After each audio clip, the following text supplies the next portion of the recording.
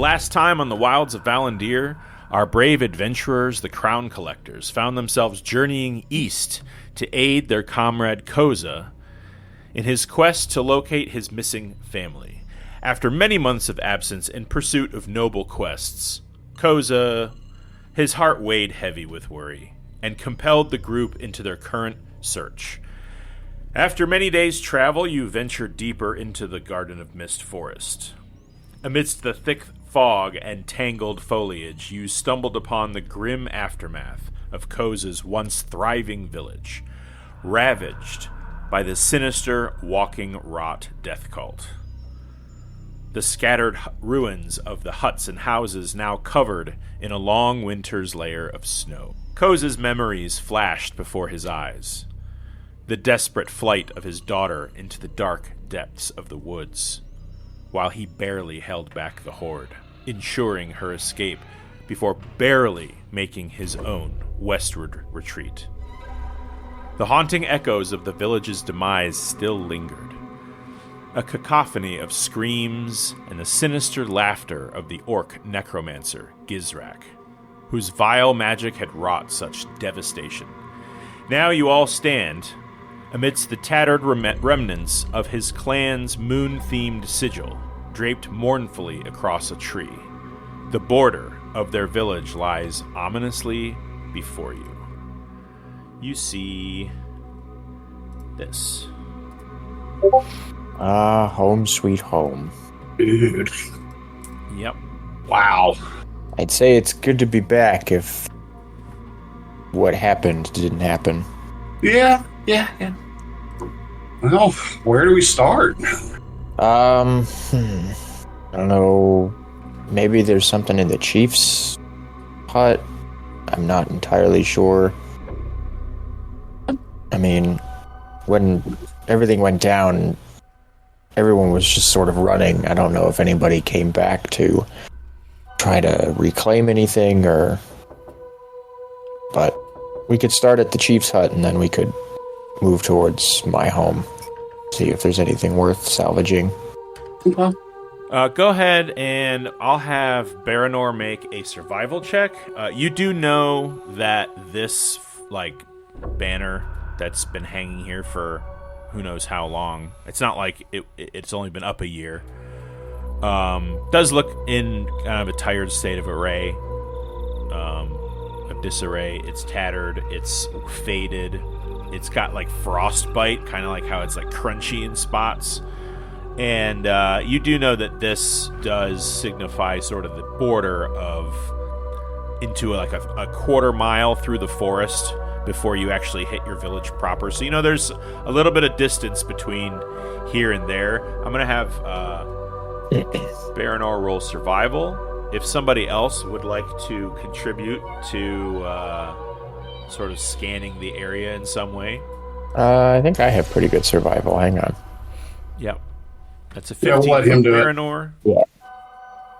Kervish, it's Don't pretty know darn shit about cold. shit.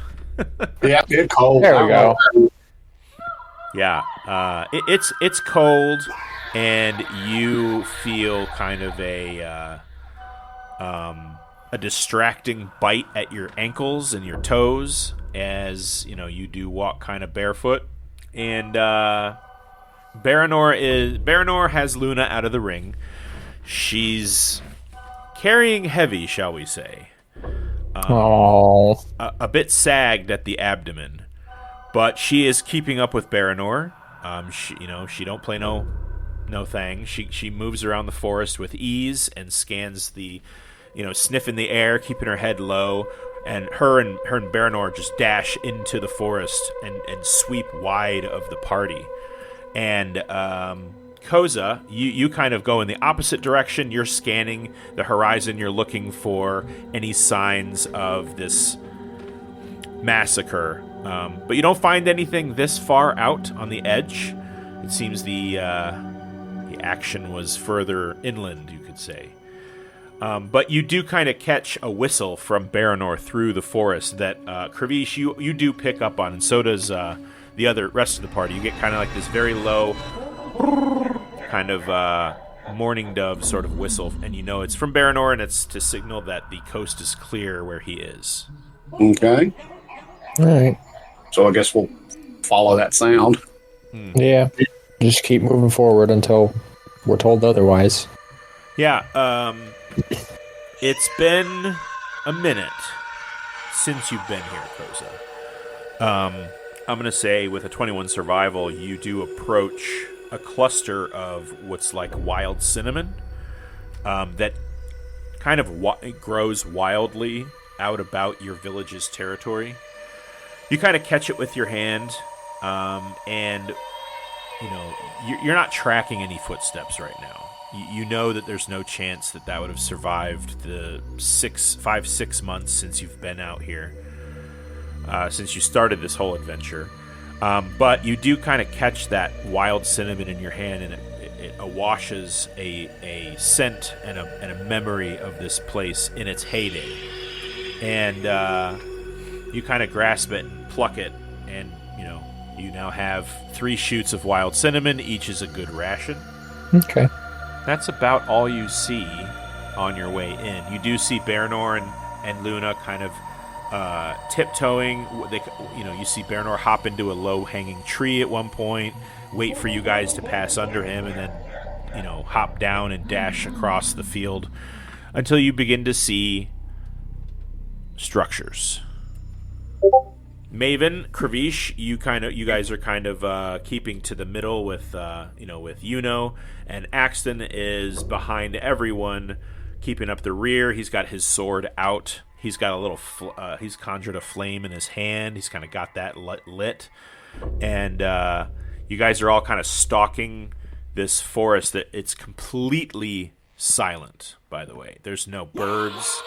There's no forest, underbrush life, chipmunks, or it is at nighttime, so you'd imagine there'd be some nocturnal creatures.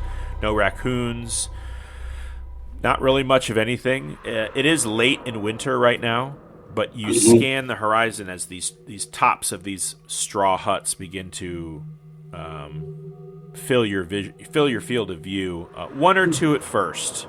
And most all of them are toppled. It looks like they're long burned out and snowed upon. Once we get into the outskirts of the village proper, I'm going to use a charge of divine sense. Okay. Good idea. Does anybody speak giant besides I do. Koza? Yeah, besides Koza. Not I, said the duck. I mean, I had the tongue spell, but I wouldn't know to have it up. Okay, you do see kind of that upturned moon sprinkling stars underneath it. You see that motif across another dark blue banner, and this one is like pasted on the ground. It looks like it's meant to be hung from the top of a roof of a structure that has since collapsed. And you notice that there is real silver thread that sort of makes up the embroidery of this thing. This looks a lot more well made than the border signs. And you start to see that kind of motif sprinkled throughout the outskirts of this village. There's like one that's like covered in snow, but you can see it poking through the snow on the ground and covered in mud and stuff like that. So, Koza, you recognize this as the symbol of the Lunar Garden. Your clan. So, Koza, you can give me a history or you can give me an investigation check. Anybody else who's proficient in perception or investigation, I'll go ahead and roll for Axton. I know he'd want to. Oh, come on. Off to a shitty start today. Okay. Yeah, not bad for Axton. Perception, let's see, 13 perception. Let's see, what do you got, Koza? Oh, you had the history check. Yeah. Which you fail. I'll say that Koza's probably trying to maintain your composure amidst. Now, I'll say it doesn't look horrible. It's not like there's like blood and guts and bodies everywhere. It feels very like ancient abandoned. Mm-hmm. You make your way. You guys all kind of scatter out with your perception and your passive wisdom. You can tell that there is no immediate threat. This place is actually very quiet and still. It's not snowing. There's really no wind. It's pretty dense forest, and you guys are able to kind of hear further than you really would in other circumstances, just because of the stillness and the quiet. So you guys kind of spread out and. Maybe, I don't know, 20, 30, maybe 50 feet away from each other, kind of scanning the area. There are tons of these collapsed and burnt out straw huts. Like, they've been completely flattened. There's rudimentary lumber, not terribly well made, but everything is just kind of crushed and spread out and scattered, maybe like if a tornado came through or something like that. So it's not super easy to identify where things would be to search for stuff, because they're just kind of piles. But you kind of are kind of kicking around. And what would you say, being that it's pitch black, you're doing for light? Anybody else? I probably would have cast light on a little stone. A little stone. So is that like a yellow light or like a natural light? 5,000 Kelvin color balanced. Well, your light bright stone. one.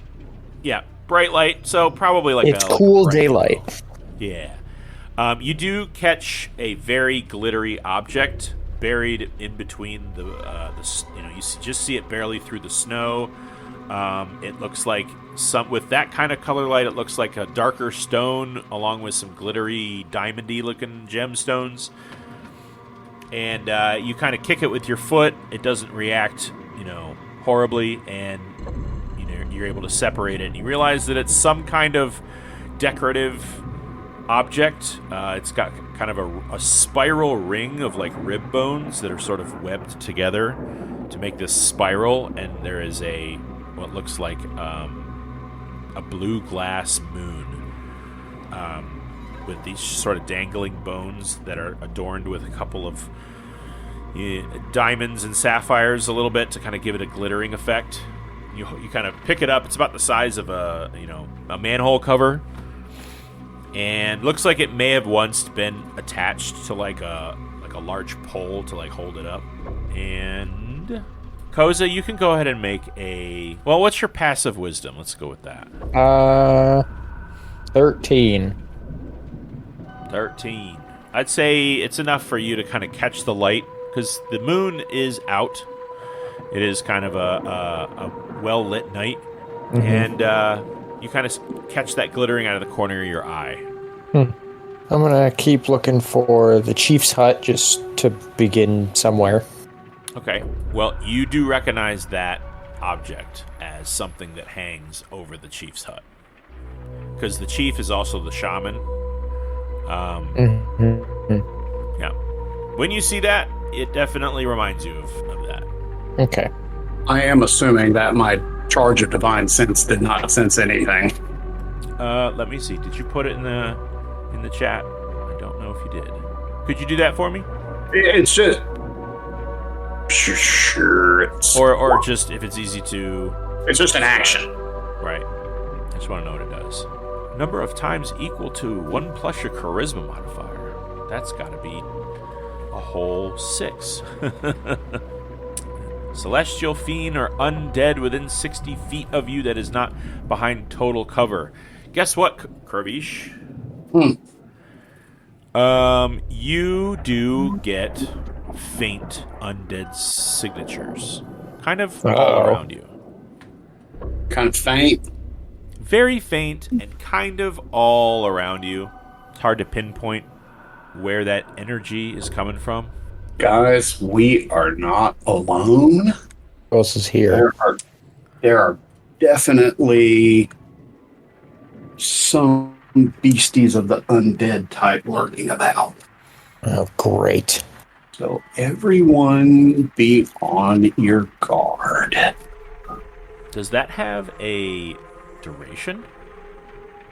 No, it's just a one-time. It's till its turn, so it's just like a flash. Yeah, It's like 6 seconds of a flash of an intuition. Okay, yeah, you definitely. So I know where they are. They're like blobby.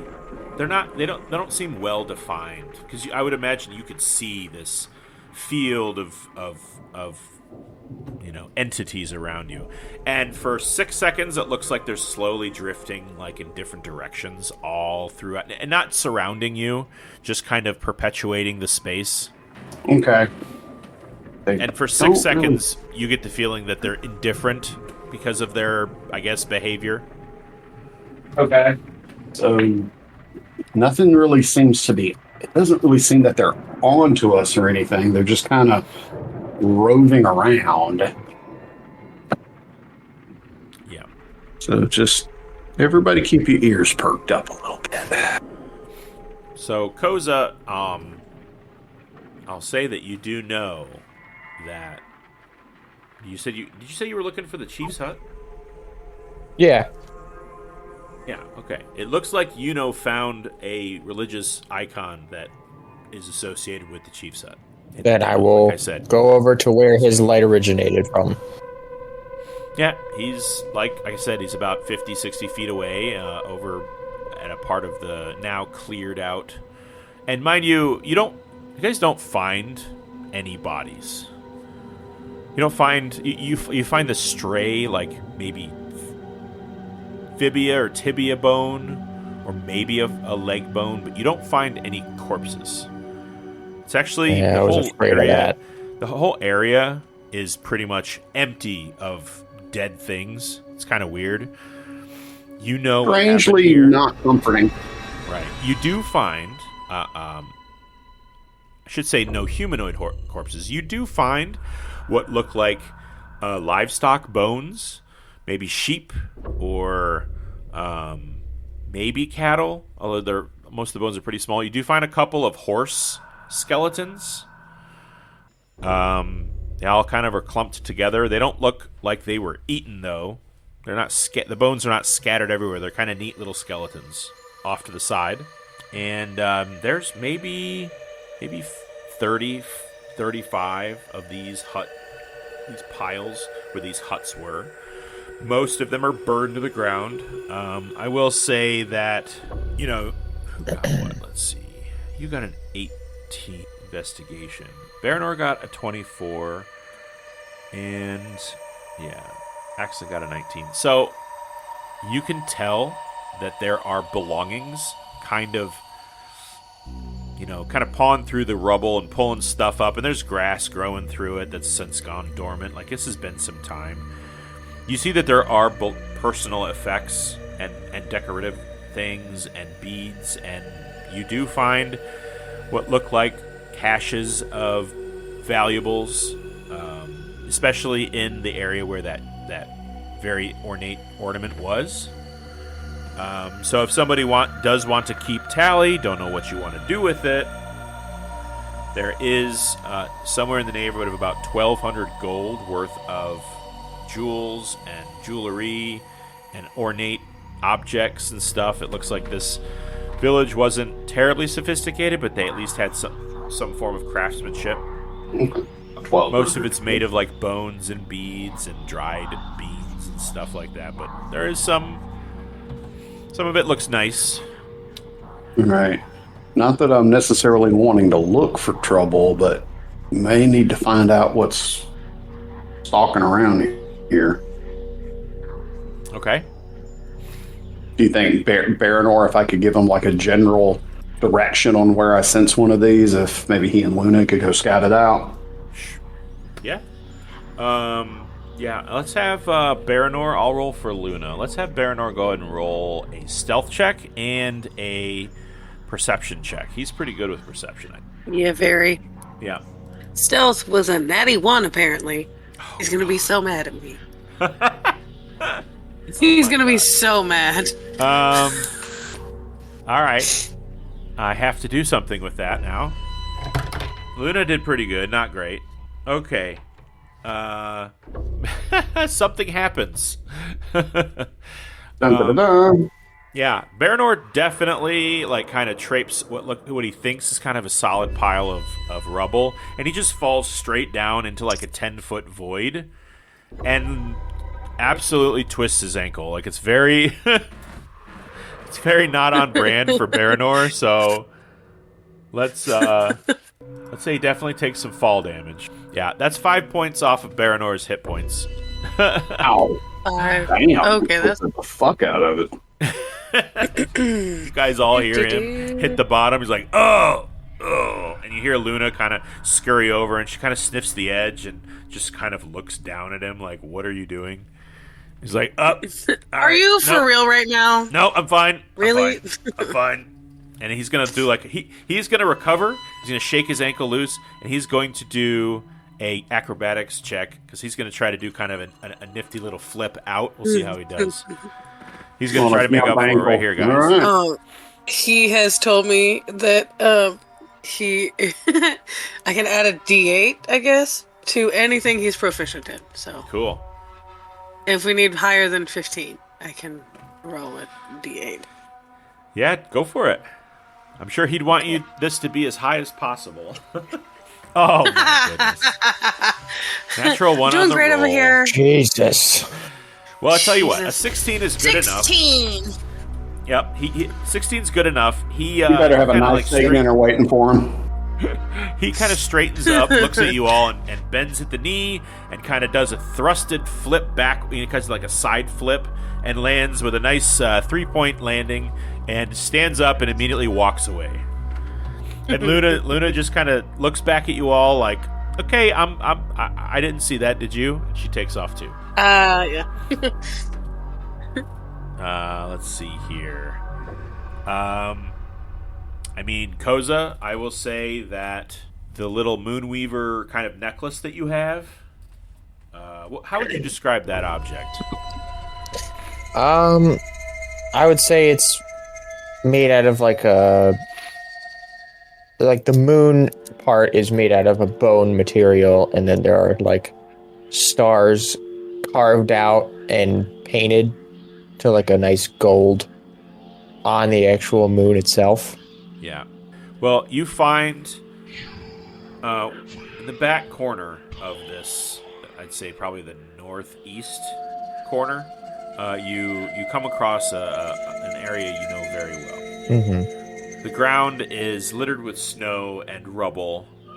This particular area of the village got pretty badly kind of knocked down and destroyed. There's not a lot of, like, every now and then you guys will see like a well that's been dug out and left. There's like a fire pit someplace that seems to have been undisturbed. But this area was pretty well ransacked and destroyed and, you know, visited violence against. And you see kind of the edge of property that meets with the growing forest. You know, there's like ground shrubs and then trees, maybe 25 feet away from a structure, or what used to be a structure that you recognize very well as your home, where you lived. You're met with a vision, a flash of memory, and you feel instantly a gut punch as whatever this entity in front of you that you're not really paying attention to too much in this memory has done to your abdomen in attack. You look beyond it and you see the very faint, very dark silhouette of your daughter disappearing into the darkness of the forest beyond. Your you know, night vision, while you didn't, I don't think you had dark vision then. Your night vision is barely able to discern shapes that far away, but you can see this shadow disappearing in the, you know, the absolute farthest direction away from this calamity. And your muscles seize up. I need you to make a wisdom saving throw. Oh boy. Maven, having and Kravish also having been brushed with necromantic force in your dealings with Shekis so recently, you feel a different kind of horribleness about this place than Shekis' domain. It's different, but it still feels icky. It's still very, very harsh to the senses when you can feel the raw signature of this place's trauma.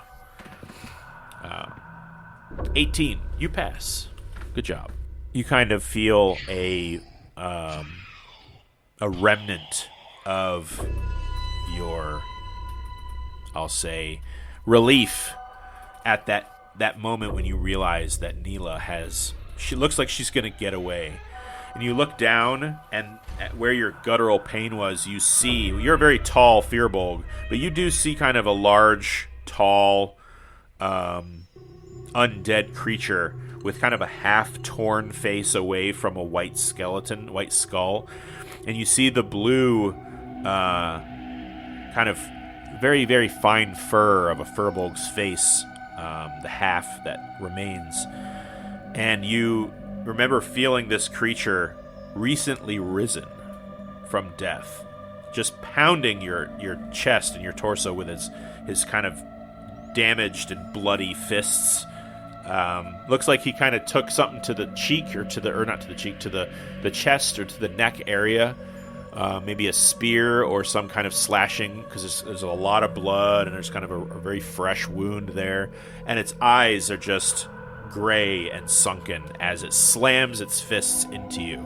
Obviously, you're not back there. You kind of snap out of it. You all kind of see Koza sort of, his eyes wide and sort of glazed over as he looks into the darkness beyond this hut. I just, Yeah, what's up, dude? just processing. Raven's gonna go up and just grab his shoulder in understanding. I haven't really had the time to process what happened. It's kind of all hitting me at once. All right. I'm going to start looking around the hut, see if anybody has been here recently. Let's see. When was your last kind of perception? Not really. Oh, no, wait. You did. Didn't you? Nope. You can make a perception check, Koza. Alrighty. I thought you did. No, you asked me what my passive wisdom was. Oh, yeah. Yeah, that wouldn't work with this. 16, not bad. You see no footprints, other than your own, which at this point is starting to, scatter about the village. Let's see. So, you do know where the chief's hut is now. You know where your home is. You do see, as you kind of paw through the rubble, you do kind of see that your home was, like I said, pretty much like cut down and flattened in place. There is a number of belongings here that you were not able to leave with, as you left in an absolute hurry. I'm going to say that definitely picks up some magical items throughout the village. Would you say that you're kind of investigating the whole place, just kind of giving everything a once-over? Yeah, and I would cast Detect Magic just to kind of know what to focus in on.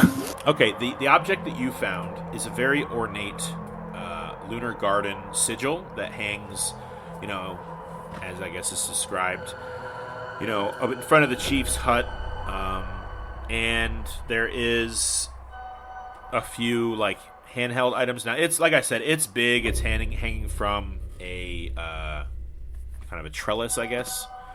It does look like it bestows some form of effect in, using necromancy magic. That's the school you find. But it's in a healing way.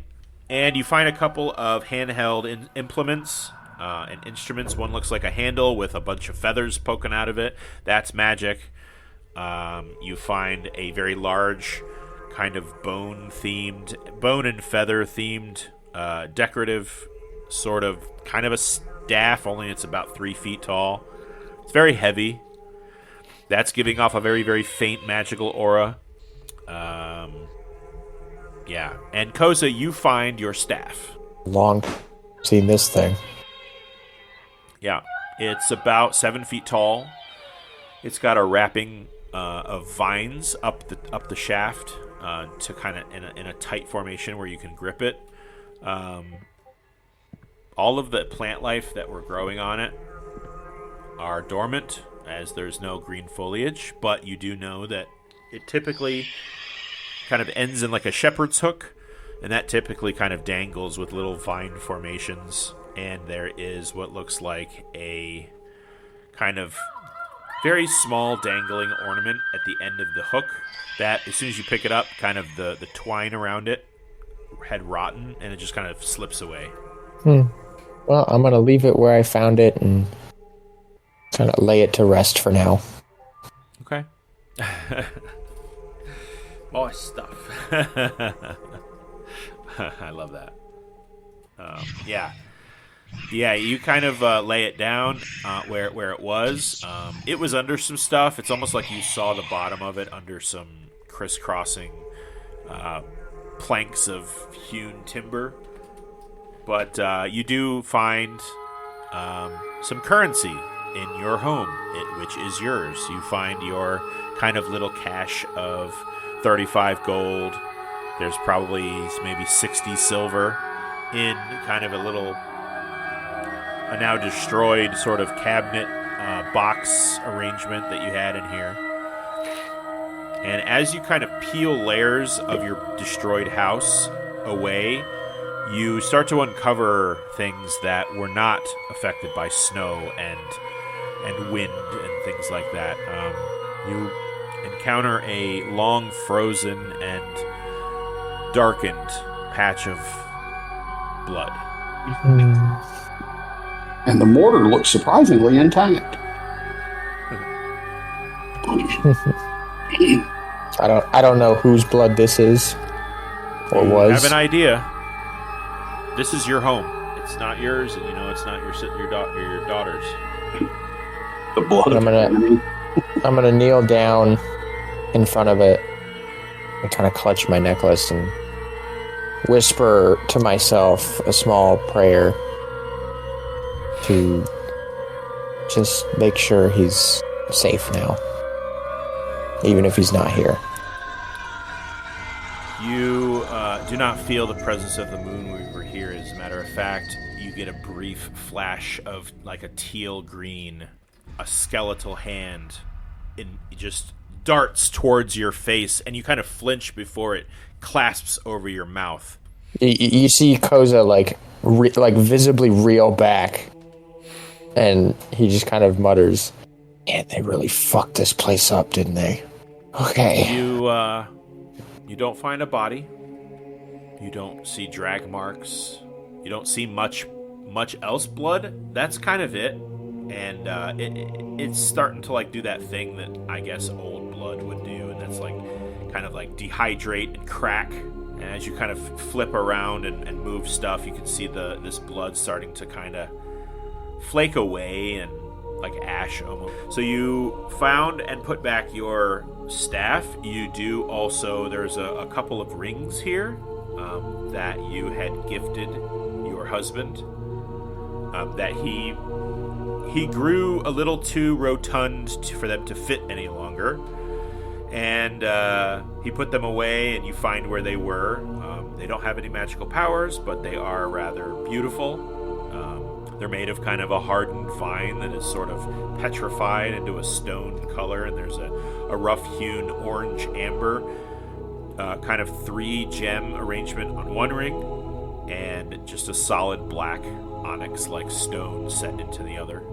Hey, boss, I kind of see what Koza's kind of going through with all of the kind of reeling and such, and I kind of get it. I'm going to come up to him, and I'm going to cast protection from evil and good on him. All right. Okay. You're like, Okay. I've been there. You could use all the help you can get. Yeah. I'm going to say that while he's not under any present threat from anything, when he comes up and he puts his hands on your shoulder, Koza, you get this warm, fuzzy feeling that sort of tingles throughout your body, and that attack that you had just encountered through, your prayer, you feel you're kind of shaking. You're literally shaking from it. You kind of feel that ease. You feel the tension in your shoulders and your neck subside. You can feel his warm hand on your shoulder. He's got a real sort of compassionate look in his face, which is not uncommon for Kravish, but he's usually very jolly, and to see him kind of stoic and understanding, it's nice. I really appreciate the support. You got it, man. Hard being back here after everything. Can't even imagine what you're going through right now, but just know your team here's got you back. I'm more concerned about my daughter than anything. I just want to make sure she's safe. Okay. I mean, what happened here happened. There's nothing I can do to change it. But as long as she's safe, I'll know everything's alright. At least there's hope. Well, what's the next step? Well, there's no sign of any recent activity here, so... Any way to be able to tell where they may have gone? We'll head it out from here?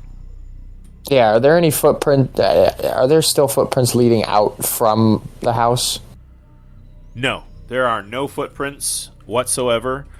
You know that this happened in the waning summer/fall kind of time of year.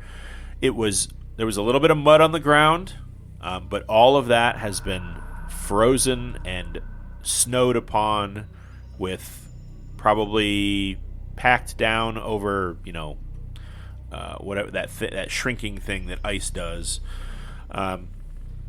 Sublimation, I think. You don't see any footprints that lead anywhere. However, you know your village property very well, and you're kind of in like a 6 or 7 cul-de-sac hut kind of clearing in the woods. There are trees surrounding this area, but there's pathways that lead in several directions away from this little area that you're in where your house was. So you can look to the northeast through the woods and kind of know that's where she went. So I'm not going to make you roll. You know exactly which direction she went. You saw it was in the in the chaos of you fighting off the undead and kind of making sure that you were a big enough distraction so that they wouldn't look where she was going, and she disappeared into the forest. You said in the northeast direction? Yeah.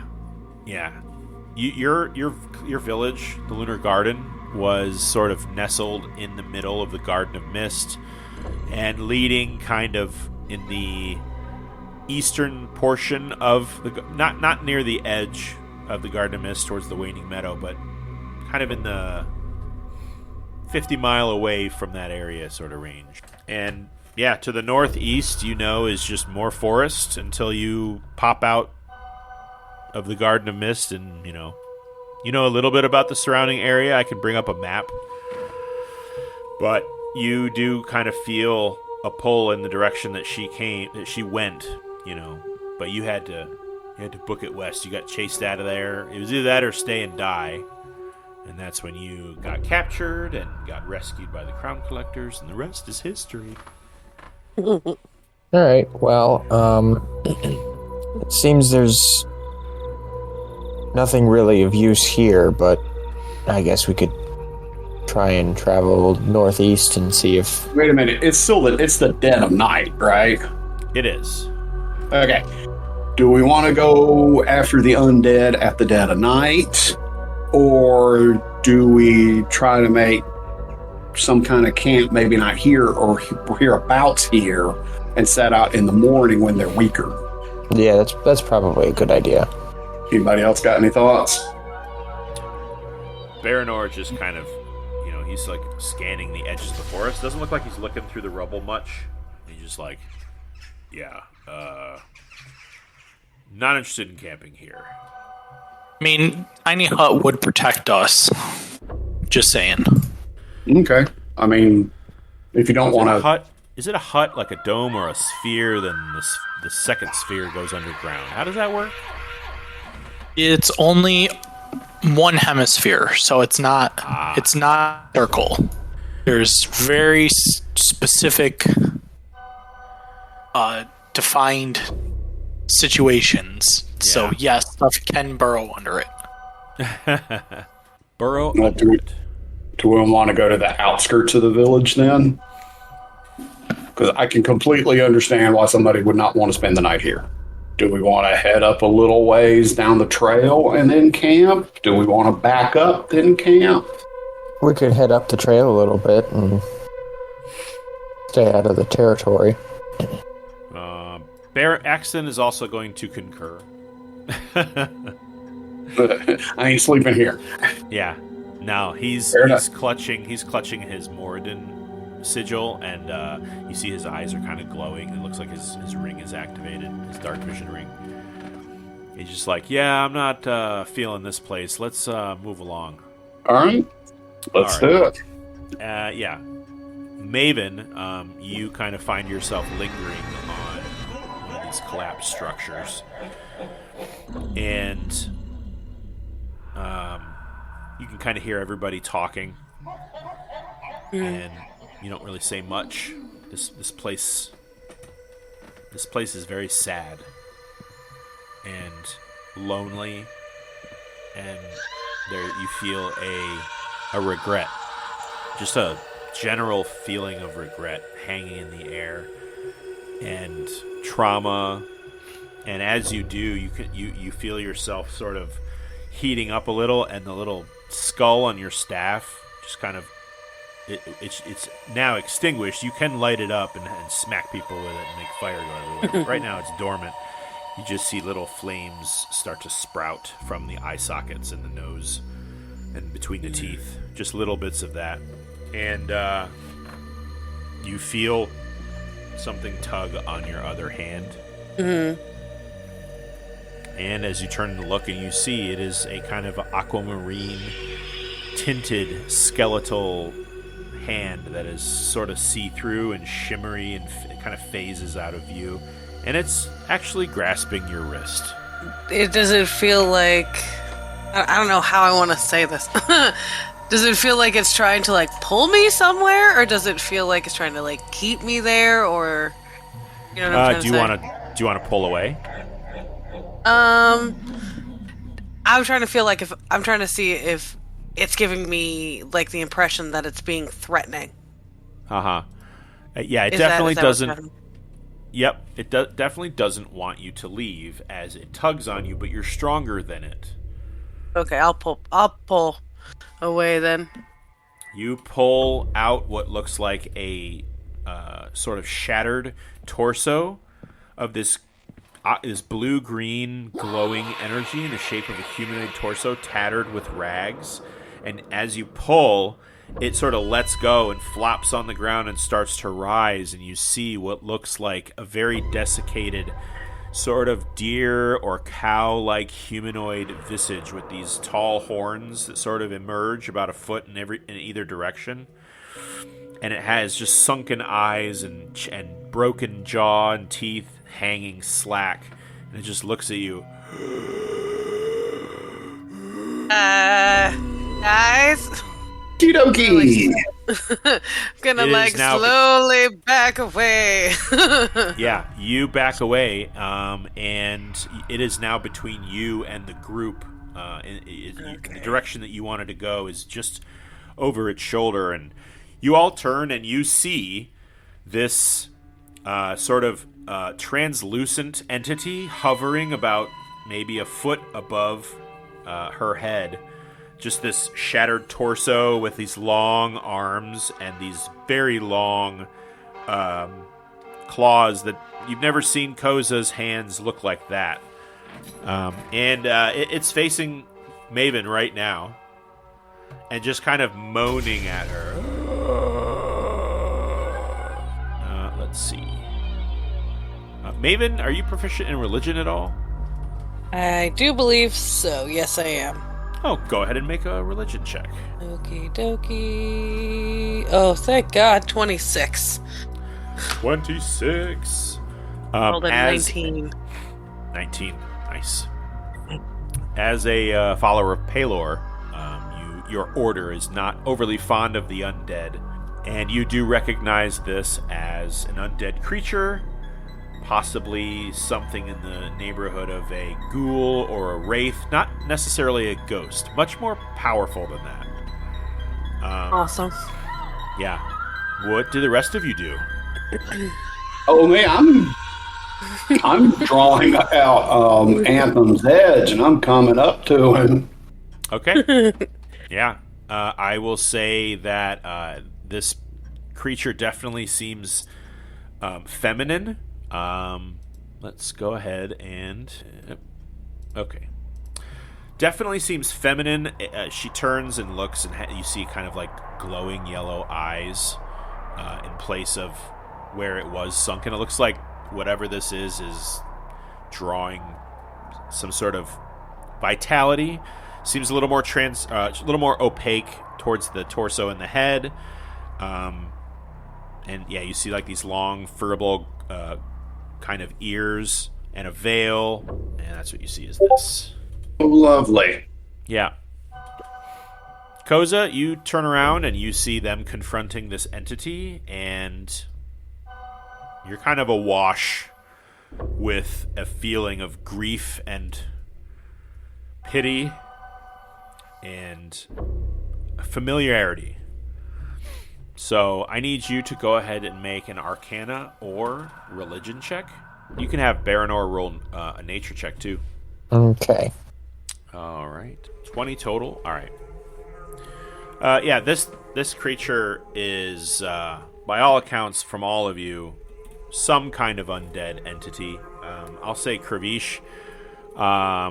You've been kind of pawing around the ruins for more than 10 minutes, so your detect evil is gone. Yeah. But you definitely feel the same, like, gut rot in your belly and being in the presence of this entity as what you felt before. It's interesting. You and Maven both have been in some very hardcore necromantic magic fields with your experiences. And you now, like Maven does, you experience a kind of familiarity, but it does feel different and foreign than your previous experience. And yeah, this thing just hovers close. It starts to get closer to Maven, actually, and you see this creature reach her clawed hands towards you. They get about 2 feet away. I like jump back. Absolutely. Okay. You are now, I guess, what, 20 feet away from... I don't know how far back. You could jump back 50 feet, I'm pretty sure. An Olympic-style back jump. There we go. Would I know of, like, any way to, like, try to, like, lay them to rest without necessarily hurting them? Because she definitely is feeling some kind of, like, deep, like, pity. You know what I mean? And doesn't want to hurt the spirit any more than it already has been. Well, the only thing that you know of is that you can do a sunburst blast. Okay. It at least does radiant damage. You know that that's bad for evil things, maybe. Mm-hmm. Ow. Okay. So I'm like... I'm going to say you're on the map. Let's do that. Okay. I'm like trying to imagine that. I'm not great with spatial reasoning without a picture. Let me move everybody over. So if you want to place yourself at the very bottom edge extreme of the map right here, and everybody else can place themselves anywhere else they want on the map in the top half of it. I have Baranor. Let me shrink you down a little there, Ken. Unless you want to be 7 feet tall. I mean, believes he's 7 feet tall. It's not 7 feet tall and bulletproof. reality. Yeah. Luna is definitely here as well. Right next to Baranor. So I've been advancing, so I won't like more back. Say Axton's over here. Koza, what about you? It won't let me put my mini on them. Oh. I don't know why it won't let me. All right, where do you want to be, though?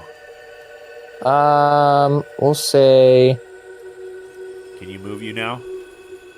Let me see. Yeah, I can move me. We'll say I'm, like, right next to Kravish. Okay. As this creature sort of reacts to you jumping backwards, I'm going to say that you see behind a large pile of rubble over here, another of these creatures rise up, almost crawling from the pile up to its feet, which you can't actually see its feet. They fade into nothing right there. All right. I'm going to fire off another sense of my divine sense right now. Okay. I know it's like lighting a match in a gas fire to see where the leak is, but... Yeah, no problem. These things expended some energy to make themselves incorporeally visible. So they burn a little brighter in your vision, but you do see still those blobby mess of a swarm sort of perforating the whole area. I mean, you now that you're kind of zeroing in on these things, you could do like a real estimate of how many there are. So go ahead and roll, I don't know, 4d6. 4d6, okay. Yep. 20. Wow, yeah. Yeah, just in this area you can see, somewhere between 18 and 22 of these sort of like misty, blobby presences that are sort of drifting at like maybe half speed. Oh, fudge. Oh, guys, we are clearly outnumbered now. Yeah. At that moment, you do see another one way over here by kind of emerges from the rubble. And behind you. You see one over here, kind of over the rubble next to Axton. Uses the spell fuck off and disappears. Yeah, you're gonna wish you did. You see another one right over here, and you see what looks like another female entity. Which is that one? We may need to make a strategic withdrawal in the halt variety. Yeah, you see another female creature right over here. Koza, I need you to make a wisdom saving throw, please. Alrighty. And yet another rises above this area. Damn it. Okay. So, as you stand there, this creature stares at you right here with this baleful, mournful, long, sagging jaw. Just remember, he can't be charmed, frightened, or possessed. That's right. So as you're standing there staring at her, you feel this wave of necromantic energy. And you have been in the presence of spirits before. These feel very, very different. And as your senses start to dull, you can feel this creature's ethereal claws dig into your brain, trying to rummage around and gain control of you. And you feel this pulse from Kravish, and those claws get shoved out of your head, and you instantly know exactly what these things are. These are festering wraiths, born of violence and necromancy. The magic wrought on these poor folk, coupled with pure visceral savagery, separates the soul from the body like rending flesh from bone, in a horrid result that haunts the killing fields. Unable to recognize friend from foe, they drift towards you, and you feel an immense connection to what these things represent, and that is your fellow villagers. The one before you, you recognize as your kind of grandma to everybody shaman chief. She drifts, moaning. I give Koza one action. Okie dokie. Any of our cleric types turn undead? Let's see here. I don't know. I doubt he has that. Well, maybe I don't. Maybe Axton has that. Let me bring his sheet up. It's usually a second level divine action. Channel divinity. Turn undead. Okay. Okay. Well, what did he pick? I don't see what he picked. Doesn't have on here. I think it just means they turn away from him. That they run. Yeah. you're a 5th level cleric, and then you can do destroy undead. He is a 5th level cleric. So he would have that. Okay. You have it open, Ken. Can you give me a range or effects or anything like it? It doesn't have it in So destroy within undead. Hold on. 30 Where feet. can he go? 30 feet. Okay. Within 30 feet, and it has to be a challenge rating of 1/2 or lower. Okay. Or lower? Yeah, these are 5s, sorry. These are 5s. So it looks like that. Destroy, nobody can turn them. You can definitely turn them. What does turn undead do again? Does that They have have to to be the Turn same? undead. Wisdom saving throw. Oh, And then basically they have to move as far away from you as they can. Yeah, they're basically frightened.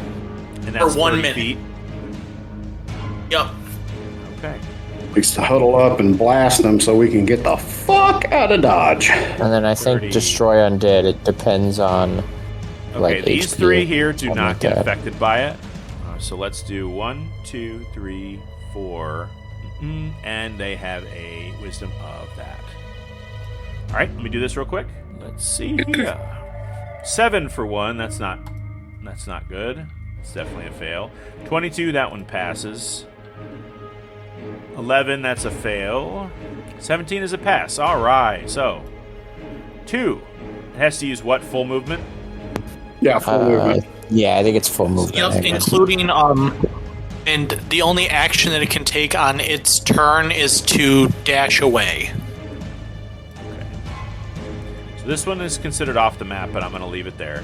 Let's go ahead. That was a pretty aggressive act. Let us go ahead and roll initiative. I think it's high time for it. All right. I will put these 2. Actually, you know what? Baranor is going to use his entire action to snap Luna into the ring. He doesn't want her any part of this. So, this needs to be removed. Okay. So he's going to have a turn. Axton's going to have a turn. If you want, Steph, if you want to go ahead and roll initiative for him. Okay, doke. Okay. I will add Give me Yuno, 1 second. and I will add Koza. I will add everyone. I need to. There we go. Baranor and Axton. What does Axton get? I went to go open my character sheet, and it's not there.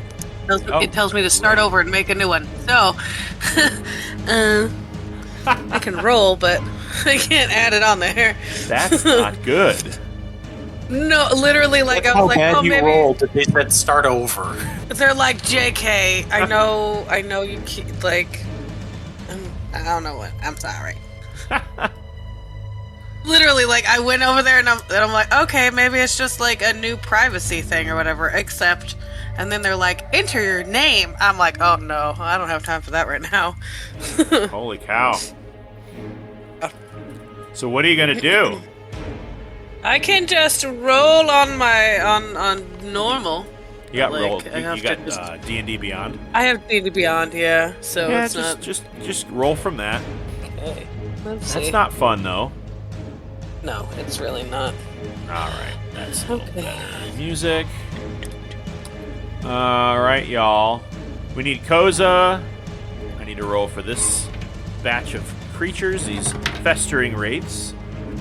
Oh, that's a natural 20 for the wraiths. Holy moly. Let's see. Yuno got a 22. Are you not able to input your stuff? No, it doesn't let me. Are you able to move your guy? Yeah, I can move my guy, it just doesn't... Okay. All right. See, he disappeared. Everybody but Maven. Maven, I'm going to put you on the... Or you're already on the field. I'm going to give you a Yeah, turn. I'm here. It'll let me move it around, but like... 22 initiative for Maven. Who's got the higher dex, Maven or Yuno, if I have to guess? Probably me. Yeah, I'm gonna go with I'll Yuno. Yuno's super dexy. Yeah, he's definitely better than the monk.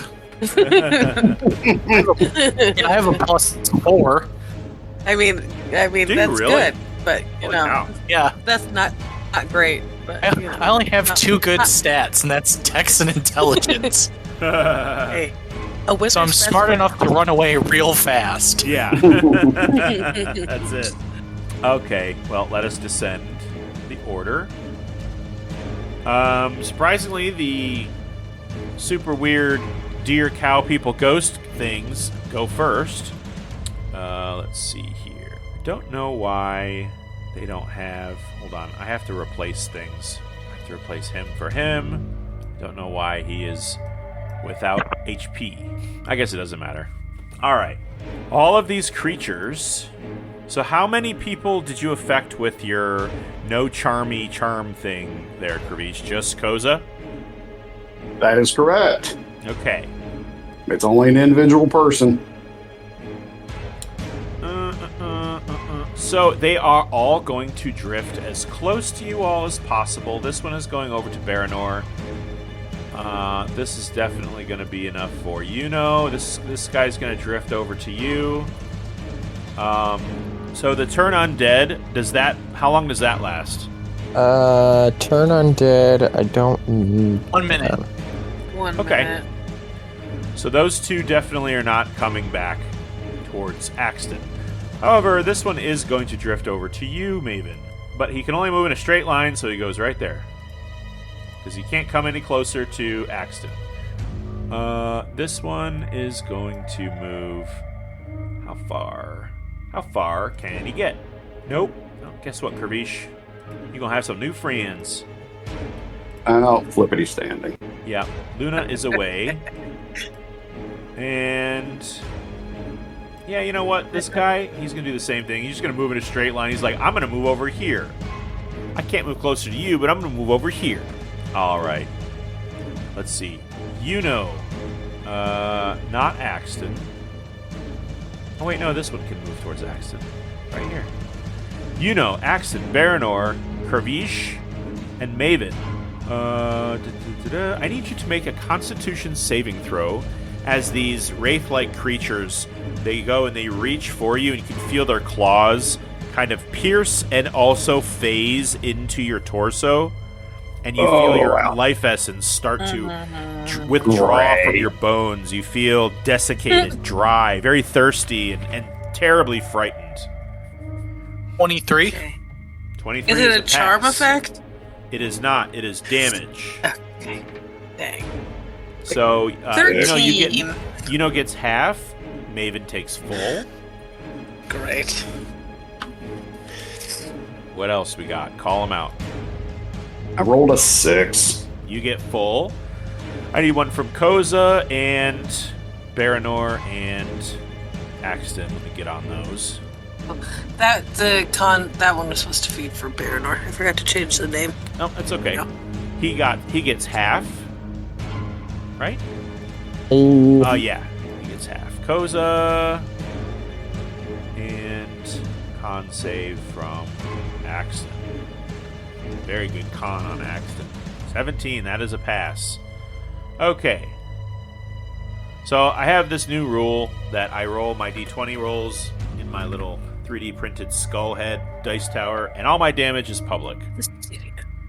So, what do I have to make? 4d8. Yikes. Plus 3. Alright. Those of you who passed, take half of this. Everyone else takes full. what was passing? Passing was 14. Ah, damn it. So close. Yeah. And let's see here. What else can they do? They can do other stuff. No. Okay. I'm going to roll to see how many stay where they are. Come on. Nope. That's just one. All right. One of them is going to stay put. Oh, wait. Kravish? Sorry, you need to roll twice. You got this by 2 of them. Or no, you know what? No. No, I'm not doing that to you. This one attacked Koza because it could do that. Never mind, not doing that to you. However, the one nearest to you is staying put. Okay? Mhm. The rest, and I gotta move some stuff. God, I wish I had 3 monitors. The rest of them disappear. They do not provoke an opportunity of attack. And this one disappears too, Maven. Okay. Great. Love that. But that is their turn. I really wish I had like a huge monitor. Maven, you are next with Yuno on deck. Okey-dokey. I'm going to use my Radiant Sunbolt, All right. which is just like a, I don't know, the radiant ranged attack. Yeah. On the one that I can see, and it is within range at 30 feet. 17 to hit. 17 to hit. They have a very low armor class, so that's a hit. Okay. Yeah. And 7 damage. 7 damage on this one. Okay. And yeah, I think I will. Sorry, my dog is acting weird. What's wrong? Is that Gabby? Okay. Yeah, it's little Gabby. She is. Tell Gabby to chill. What's that? Timmy's stuck in the nervous. Timmy's stuck again? Okay. Dumbass. Yeah. Keeps falling in the damn wells. They're clearly labeled. I don't know why he's not watching. Yeah, okay. And then I shall move. I can move right up on it. Okay. Oops. Move right there. And then do... Okay. See if an unarmed strike will do anything as my bonus action. So as you move, you feel your body like it weighs twice what it normally does. So I know this probably doesn't matter to you, but your speed is halved for just this round, and that goes for everybody else. And you realize that your skin feels tight and dry and very cold. Whatever damage you took, that is whatever your hit point is right now. That is your maximum hit point. Okay. I mean, my hit point is reduced. My hit point maximum is reduced by that damage that I took. You betcha. If you failed. Okay. Okay. Awesome. Love that. Got it. Yeah, and then I will see if an unarmed strike will do anything. Okay. Do a dirty 20 hit. That hits. 7 points of damage because I'm rolling a good little 1 all the time over here. All right. So you notice with your sunburst and you trying to pummel it, you notice that your hand, it feels like dry jello. It's the only way I can describe it. Like it gets caught and slowly like blurps out the side of this thing's face. And you feel like both the sunburst and this physical attack didn't do as much damage as you would think. Awesome. And that's taking into account the fact that your gloves are magical and it still doesn't do as much damage as you think it would. Okay. And that'll be my turn. All right. At the end of your turn, you see these creatures start to spontaneously rematerialize. One of them appears right here, so it is within range of Kravish and Baranor. You see another one pop out over here, just next to Yuno. Another one, I'm going to grab one with hit points. Oh, right over here. There's actually 2 over by Axton. One of them is right on Koza. Let's see. Yep. And that is all you see. It is Yuno's turn with Baranor up on deck. I'm going to start by shoving this dude back. Okay. Does telekinesis work on incorporeal creatures? It just says shove one creature I can see. Okay. Okie dokie doke. So I will leave that to your... Yep. No, you're good. I'm going to guess it's a telekinetic. It's a mental energy that you're sort of pushing it back. So that's going to be a d20 minus 2. Awesome. That's a 12 minus 2 is 10. So he fails. Yeah, not very strong. Where would you like it to be shoved to? I'm just going to push him 5 foot this way. All right. Broink. Now, I'm going to move and hide over here. and I'm gonna cast Firebolt, and I'm gonna use my Robe of Spell Splitting to hit these two. Okay. And that's a 23 to hit. That definitely hits them both. And then 23 fire damage. Okay.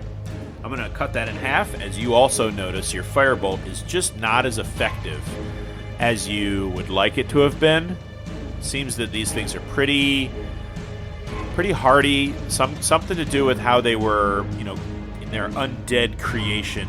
It was just an incredibly violent and horrible, and that horribleness imbues them with some strength magically, and they just kind of brush off part of your attack. And that will end my turn. Okay. All right, looks like next up is what, Varanor? Yep. Steph, are you able to control his character sheet? Yeah, I have his character sheet. Okay. Does he get 1 or 2 attacks? Do you want him to use his psychic knives? I think he gets 2 attacks that way. He gets 2 attacks, I believe. Okay.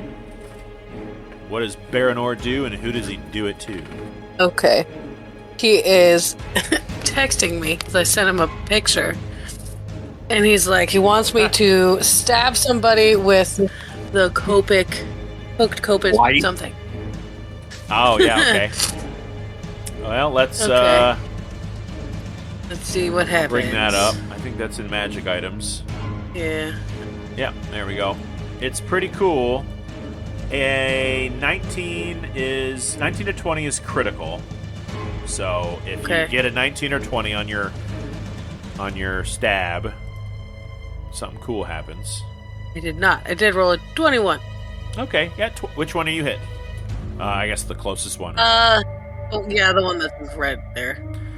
Okay. And then 9? 9 damage. Yeah. Okie doke. He slashes at him. You see this trail of green and black smoke kind of trail behind the blade as it slices through the air. And slashes this thing. And like I said before, it's cutting into it, but it's like it gets stuck like your hand did, and causes it to not be as spectacular a strike as it normally would be. Gotcha. I think he gets 2 attacks, but I'm making sure. It says he has 6 levels of Ranger. Do they get an extra attack at 5th level? I'm not sure. Ooh, who yes. can get to it first? He's Thomas. He won. Good job. Good job, Bogey. Rolled a natural 1. He's really gonna kill me, I think, probably in my sleep. Steak, you're looking at lobster. The blade shatters. Yeah. He lost a magic weapon on your watch. Oh, no, I'm just kidding. Okay. Or is he? That's a fail. Yeah. And I think that's his turn. Does he want to move? Does he want to hide? I don't know what else he can do with a bonus. You want him to make a hunter's mark? Because you did... Oh, sure. We'll do that. I don't know. You can make it... We'll make it count next turn. Okay, that works. I'm like, I don't play characters that have magic. So. I know. All right. Okay. Kervish. Yeah, that'll be his turn. Kervish is up with Koza after him. All right. In the fight. So, Let's go. All right. Well, I'm going to use my action. I'm going to have to drop concentration on Koza's protection from good and evil. And I'm going to fire up the Flitty Fairies. I'm going to cast Spirit Guardians up at 5th level. All right. So that's going to be... You're a square again, even though you're taller than your mini. I really do that just because... Otherwise, your circle is weird. Is it 20 feet? Yeah. 15 feet. Got it. 15 feet radius. Got it. I'm going to make it a little dimmer so that it doesn't be too distracting. And I think I got to make it so everyone can see it, including me. There we go. That's not very visible, is it? Maybe not that dark. Okay. There you go. All right. So that's 4 rolls of wisdom. All right. What's the wisdom on a wraith? Not bad. All right, first one gets a unnatural 20. Second one gets a... come on, I can't see. Oh, there we go. That's an 18 for that one. The third one gets a 8. And the last one gets a 7. So 2 of them fail. Because the spell save DC is a 16. All right, 2 of them pass, 2 of them fail. So roll that. Ooh, right. Nice. Failed saves, they take 24 radiant. All right. On a successful save, they take that. Like I need a 12. calculator. Come on. And if I could put a divine smite in it, I would, but I can't. I bet you would. Okay. Okay. A couple of them aren't looking super great. And I'll tell you, well, this one right here, nearest to you, I'm going to say the ones nearest to you get the real bad blast. Let's see here. That was a great roll. Yeah, the other one is not looking good either. The ones nearest to you, Kavish, these two, yeah, not great. All right. And then for my bonus action, I'm going to turn over to Koza, and I am going to give him a die of bardic inspiration. It's like, while I know these were once your family and neighbors, they have been perverted into creatures of evil. Don't pull your punches. All right. You are inspired, Koza.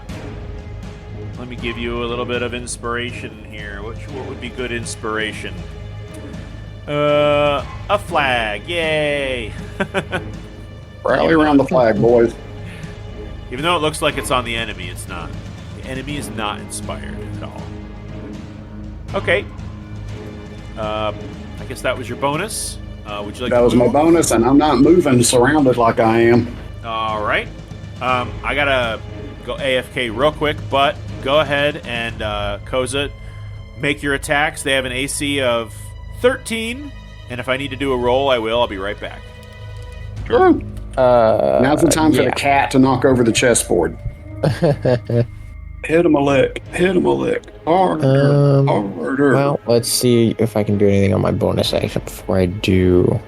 I will cast Shield of Faith on you, Kravish, because I know you've got a lot on your hands. So you get a +2 to your AC. Okay, cool. And then I'm gonna cast Sacred Flame on the ghosty in front of me. But I need a dex save to do that. Okay. What's going on? Where are we at? I just need a dex save because I'm casting Sacred Flame. Sacred Flame. On the visage of your old chief woman? Yes. Dang, I'm putting her to rest. That's cold. Okay, that's fair. A dex save. Still upset about that middle management promotion. Yeah, that's going to be a 19, bud. Yeah. I believe that's a meter fail, right? Yeah. Yeah. So with that failure, what as you extend your hands forward to blast this yellow fire of holy energy towards this creature, she grabs your hands and at the wrists, and the flame instantly extinguishes, and she just looks at you, and you feel this icy cold blanket just lay across your body as if naked in an ice frigid polar pool. And you just see her jaw drop a foot and a half below her head as her face phases in and out of a skull and the face you remember, and she just you're going to make a wisdom save for me. Oh boy. Come on. Alright, that's good. Okay. Then you take half of 13, which would be 6. Oh, come on. 6 points of psychic damage. You all watch Koza being held at the wrists, his moon glaives looking like he may drop it, and his eyes go white as this thing bellows right into his face. Koza, you are kind of attacked by memories of your Nana shaman presiding over the village during the sunset rituals and giving praise to the moon, and that is interspersed with cuts of memory of watching undead skeletons slash at her face and bring her low and begin to tear and dive into her torso and tear her. And then other images of her giving salves and healing ointments to creatures that come to her. And other images of her being thrown to the ground and dragged by her foot as she screams. Does that end your turn? Anybody else, like, randomly getting kicked out of Discord? Because, like, at least 3 times, it's randomly kicked me out and joined me back in. Really? That's not happening to me. Not today. Sounds like a you thing. So did you hear any of that? I heard, like, the first, like, sentence. Okay. You got bitch slapped.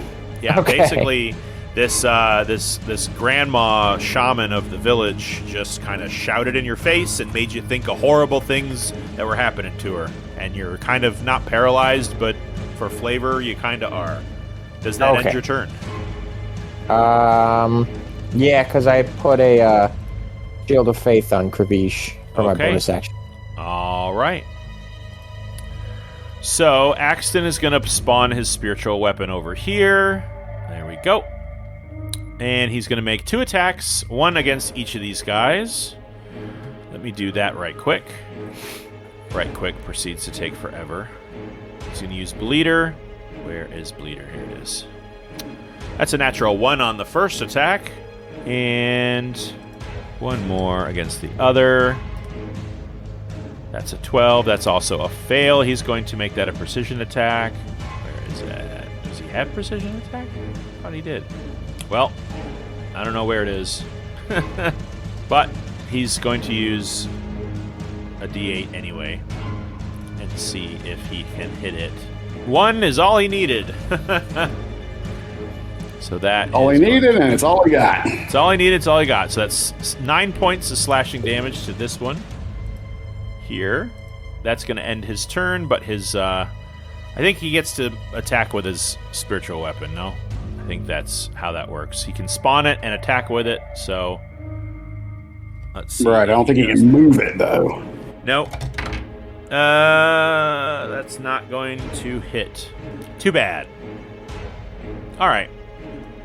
It is the Wraith's turns. This one here, your Now that they shaman start their chieftain. turn, they got to make the ones in the group got to make their wisdom save. Oh, that's right. Oh, that's all. 1, 2, 3, 4, 5. Okay, let me do that then. And their movement speed is halved too. Oh, don't worry, they're not going anywhere. They are staying. We brought they the like fight it. to them. They like it here. All right, so 1 gets a 9, 1 gets a 13, 1 gets a 16, 1 gets a 18, and the last one is only 5 or 6. Okay. So 2 of them passed. All right. Failed save gives them 21 points of radiant damage, All right. and Which a ones- successful which ones save do you gives want them to have 11. failed? The one's right up on me. Okay. Right up on your junk. That's minus 21 for each. Uh-huh. Yeah, they're starting to look pretty ragged, especially this guy right here. He's not looking good. Okay. Now they may begin their turn. All right. Let me kill them if possible. Nope. None of them are dead. This one gets half. But they're all looking pretty roughed up. I'll say that. Definitely roughed up. For as roughed up as a ghost can look. Oh, wait. I took away too many hit points. No, you didn't. I need to add more hit points. That's a lie. I took Yeah, away no, too you many. didn't. It's like in Monopoly. That's a bank error. That's fine. And when has bank errors ever favored the players? You tell me that. Kenny knows. He plays Monopoly. I don't. On purpose. I get too I competitive. play street rules. You try to take the money, I'm gonna jam you in the hand with a fork. I flipped over the board more than one time. I don't play Monopoly anymore. Why does that not surprise me? Also, That doesn't Risk. surprise me. Don't play Risk either, Yeah. because I get too competitive. All right, Kravish. So that really pissed them off. So these three here, you see them all start to sort of morph and shift and suck into each other like there's a gravity well between them. Great. Now they're going to Voltron up. They Voltron up. Oh, no, hold on. Koza, I got to move you for a second. It's okay. You don't want to be a part of this anyway, trust me. They're there, and what emerges from the swirling, ethereal, misty tornado is this big boy. Gadoosh. Ah, fuck. He looks a little more angrier and ragged. He's got like spikes that sort of flail across, and you can see Koza, his face. He cackles, and the laughter you hear is the same laughter as that of Gizrak, the orcish necromancer, who laid waste to your village with his army of undead. Does he have to make a wisdom saving throw? No. That guy. The sum of his parts already did. He is, however, going to take two really nasty strikes at Kravish. One is a 27 to hit. The other is a 26 to hit. I ain't even going to try silvery barbs because there ain't no way in hell I'm going to... Yeah, they're both hit. Not a D10, a D12. There we go. Let's see. I did not mean to roll that D12. Do not pay attention to the man behind the curtain. All right. He slashes at you for 20. Fuck. Hold on. That's the first one. Yeah, I figured that. The second is not as good. That's 37 points of slashing damage. Guessing that breaks your concentration. I have to make my con saves. That would be half is 36 is Roll a 10. 18. I think you have to roll 18. Yeah. Yeah. Oh, 10. Well, it was fun while it lasted. I thought it was 10. It's 10 or half the damage, whichever is greater. Oh, fuck a duck. All right. Yeah. Blue, your flitty fairies, for like the first time ever, disappear. And I just got the ever-loving snot beat out of me. Yeah. That is not their whole turn. This one here is going to turn around and attack Maven. I'm going to give you a break, Corey. You're welcome. Maven, it strikes at you on a natural 1. So, this thing tries to slash at you, and just like you kind of like gooping your fist through it goops its claws through your torso, and it's very gross, and it feels violating, but it doesn't hurt. It's just kind of like it didn't manifest enough energy to strike with any damage attached to it. Just like snail trails. Yeah, Gross. it slimed me. Gross. Ew.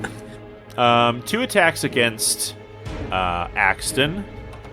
One is going to be a 19, that hits. The other is going to be not great. Another natural 1. So that is going to be claws. Claws are way nicer than life tree. Think. Wow. Terrible roll. 7 points against Axton. Yikes. He's fine. Holy crap. He just took a couple attacks. Took one before. He's still doing great. That does end the Wraith's turn, however. Next up is Maven. With after her. Okey-dokey. I'm going to attempt to hit the one that is directly in front of me. All right. Several times. Yeah, it's pretty ragged. It actually has like drippy holes where it's been struck by things. It's kind of weird and gross. 13 to hit? 13 is what you needed. Okay. Boop, boop. And we'll go for 11 points of damage. Okay. It is barely hanging 24 on. 24 to hit. That hits. And 11 more points of damage. All right. Your fists go through its face. You see its mouth kind of like widen to sort of accommodate this new object entering its space. Its eyes roll back. That yellow starts to putter out, and you just hear, "Ah!" And it fizzles out of view. Awesome. Okay. Yes. And then I'm going to spend a key point. And am I technically within range of the big one, or no? Yep. It's Do I need to 3 be- by 3. Okay. Perfect. And Its then outer I edge will- is right here. Okay. I can kind of... I get it. I will do a flurry of blows. All right. 13. 13 Probably does doesn't not hit hit the that big one. guy. Nope. Yes.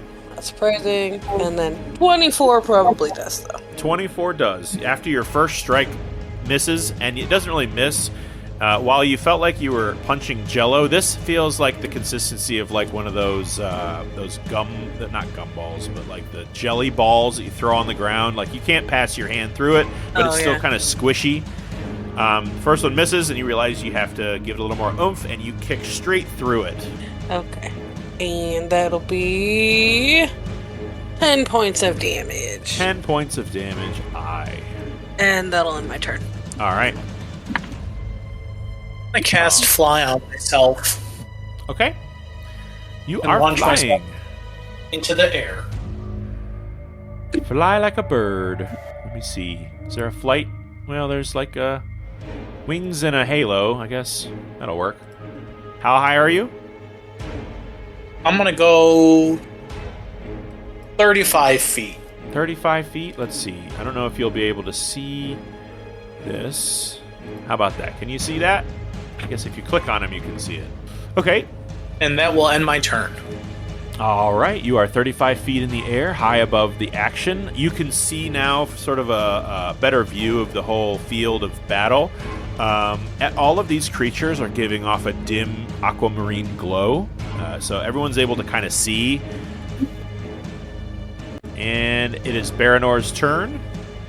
He's right next to this big guy. If you want to have him, Yep. I'm gonna transfer the Excuse hunter's me. mark, Okay. which is that extra damage, or is that easier to hit? It is. I think it's extra damage. I think it's... Bonus damage. Yeah, it's like a, what, like a D6?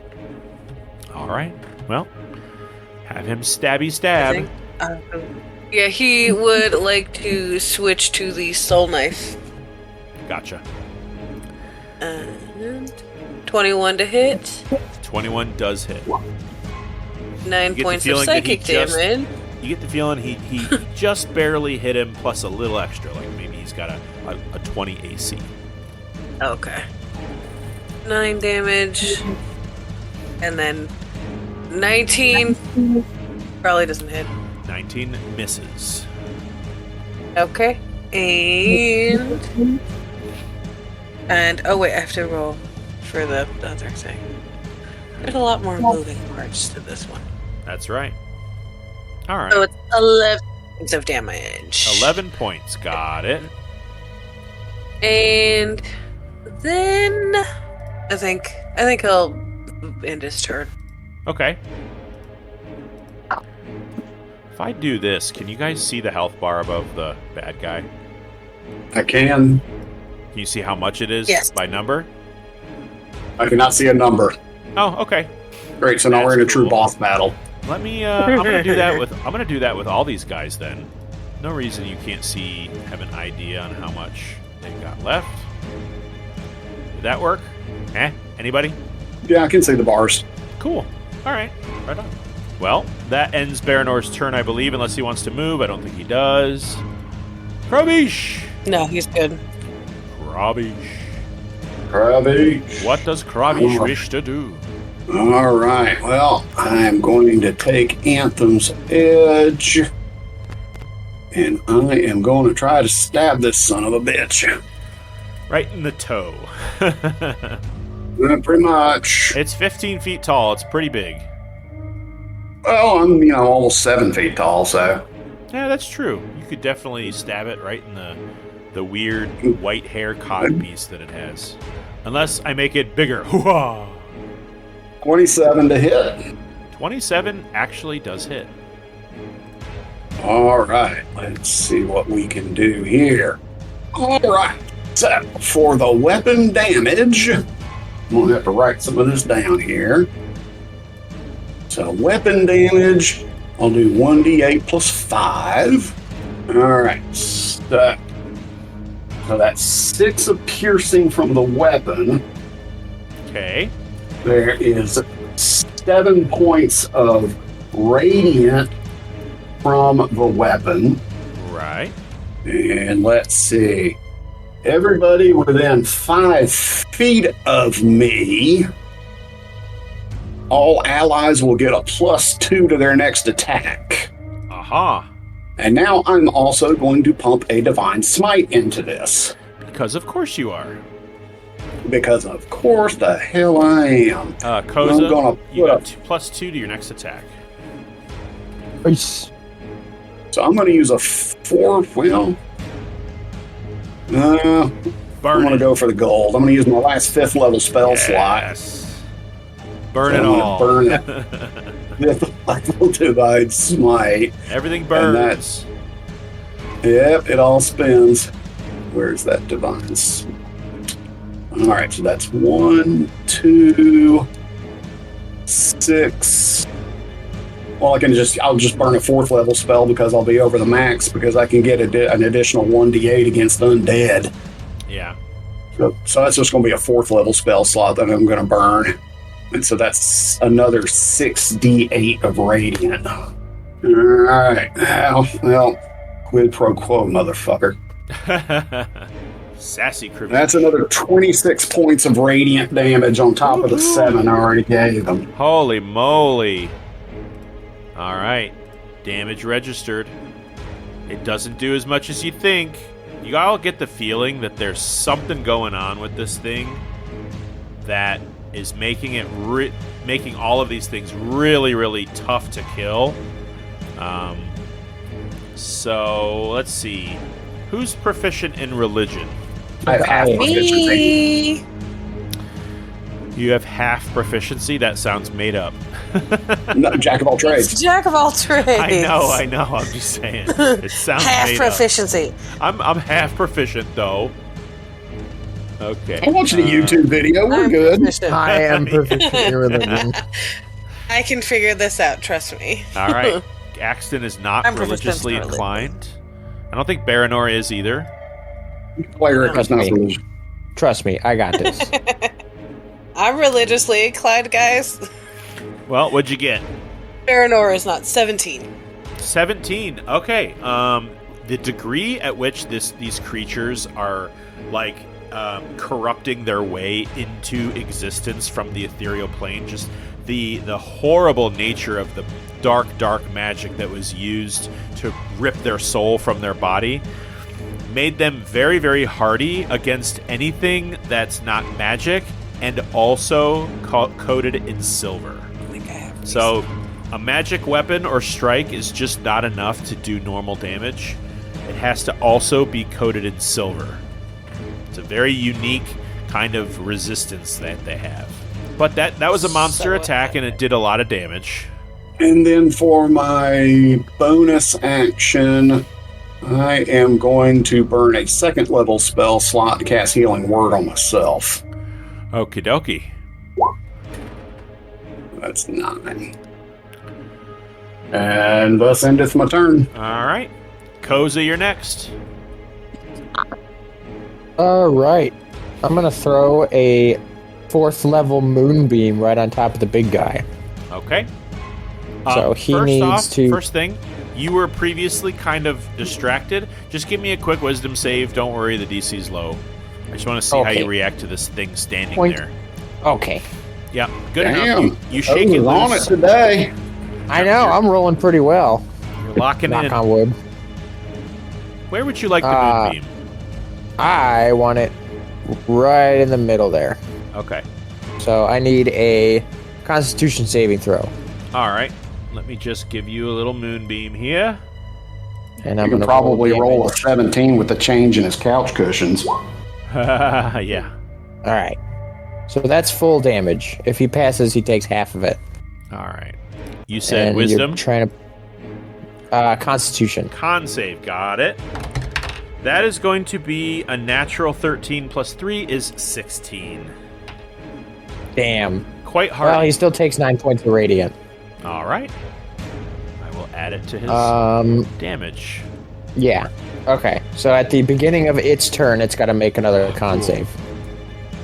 I can make it. I can change its HP from the first little click menu. That's neat.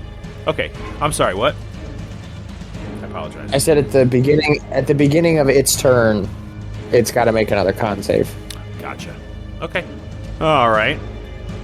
Axton is just kind of holding his own and swatting away at these two wraiths next to him. So, we bring out his sheet, have him roll twice. Okay, that's one strike. That's an 18. No. Did it not count it? Oh, there we go. 13 is what he needed. So that's going to be 11 to this one. And he's going to strike this lady. Actually, he's going to spend both of them on this one. So let's have him strike it again. And then he's going to take his... Yeah. Then he's going to take his extra... Or his, what do you call it? Action surge. 15. And he's going to make 2 strikes against this lady. Over here. 2 strikes. First is a hit. For 16 damage. And he's just hacking and slashing at these things. That's another hit. Just wow, he has gotten 3 out of 4 attacks at exactly their AC. That is nuts. Whoop. God, we're gonna miss this fucker. Right? Yeah. This one's almost dead. Yeah, I know. We got to talk about it a little bit sometime. Like, Sucks right. that his work schedule changed, but Yeah. that's okay. I can run him for a little while. It's tough doing 2 characters at once, but I can run him for a little while. We did it with that gear. Okay, that's gonna end his turn though. Holy moly, That is a lot of damage. a lot of turns, and now it is the Wraith's turn. At the beginning of his turn, the big guy is gonna take a con save. Not that great. That's a 9, so give me full damage on the moonbeam. All right. Royal him. 4d10. Boink. Oof. He's gonna... Oh, come on. Really? Me and you cannot catch a break. I know. At What all. I thought he was rolling good there. That's not bad. Those aren't terrible rolls. I mean, it's just... Half of 40-10 is 20. 20 is average. It's That's below it's average. a free... But it's free damage. It's Yeah, I really guess. It's free damage. yo. Yeah.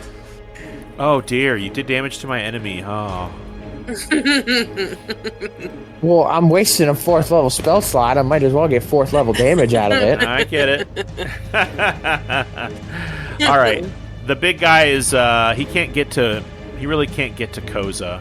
So he's going to swipe at Baranor and Kravish with 2 of these massive attacks. So that is going to be a unnatural 20 against Kravish. Silvery barbs. All right, I will roll it again. And that is a natural 19, which makes it a 29. Well, son of a bitch. Jesus Christ. So the strike against Kravish is going to be a whopping 25 points of damage, slashing Ooh. damage. And against Baranor is a 26. I don't think there's anything he can do against that. That hits. All right. Are you casting Silvery Barbs against one of those? No. I was Oh, just okay. throwing it against the big guy. gotcha. That's going to be 24 points of damage against Baranor. All right, and I'm going to choose myself as the target for advantage. Okay. There are 2 harassing.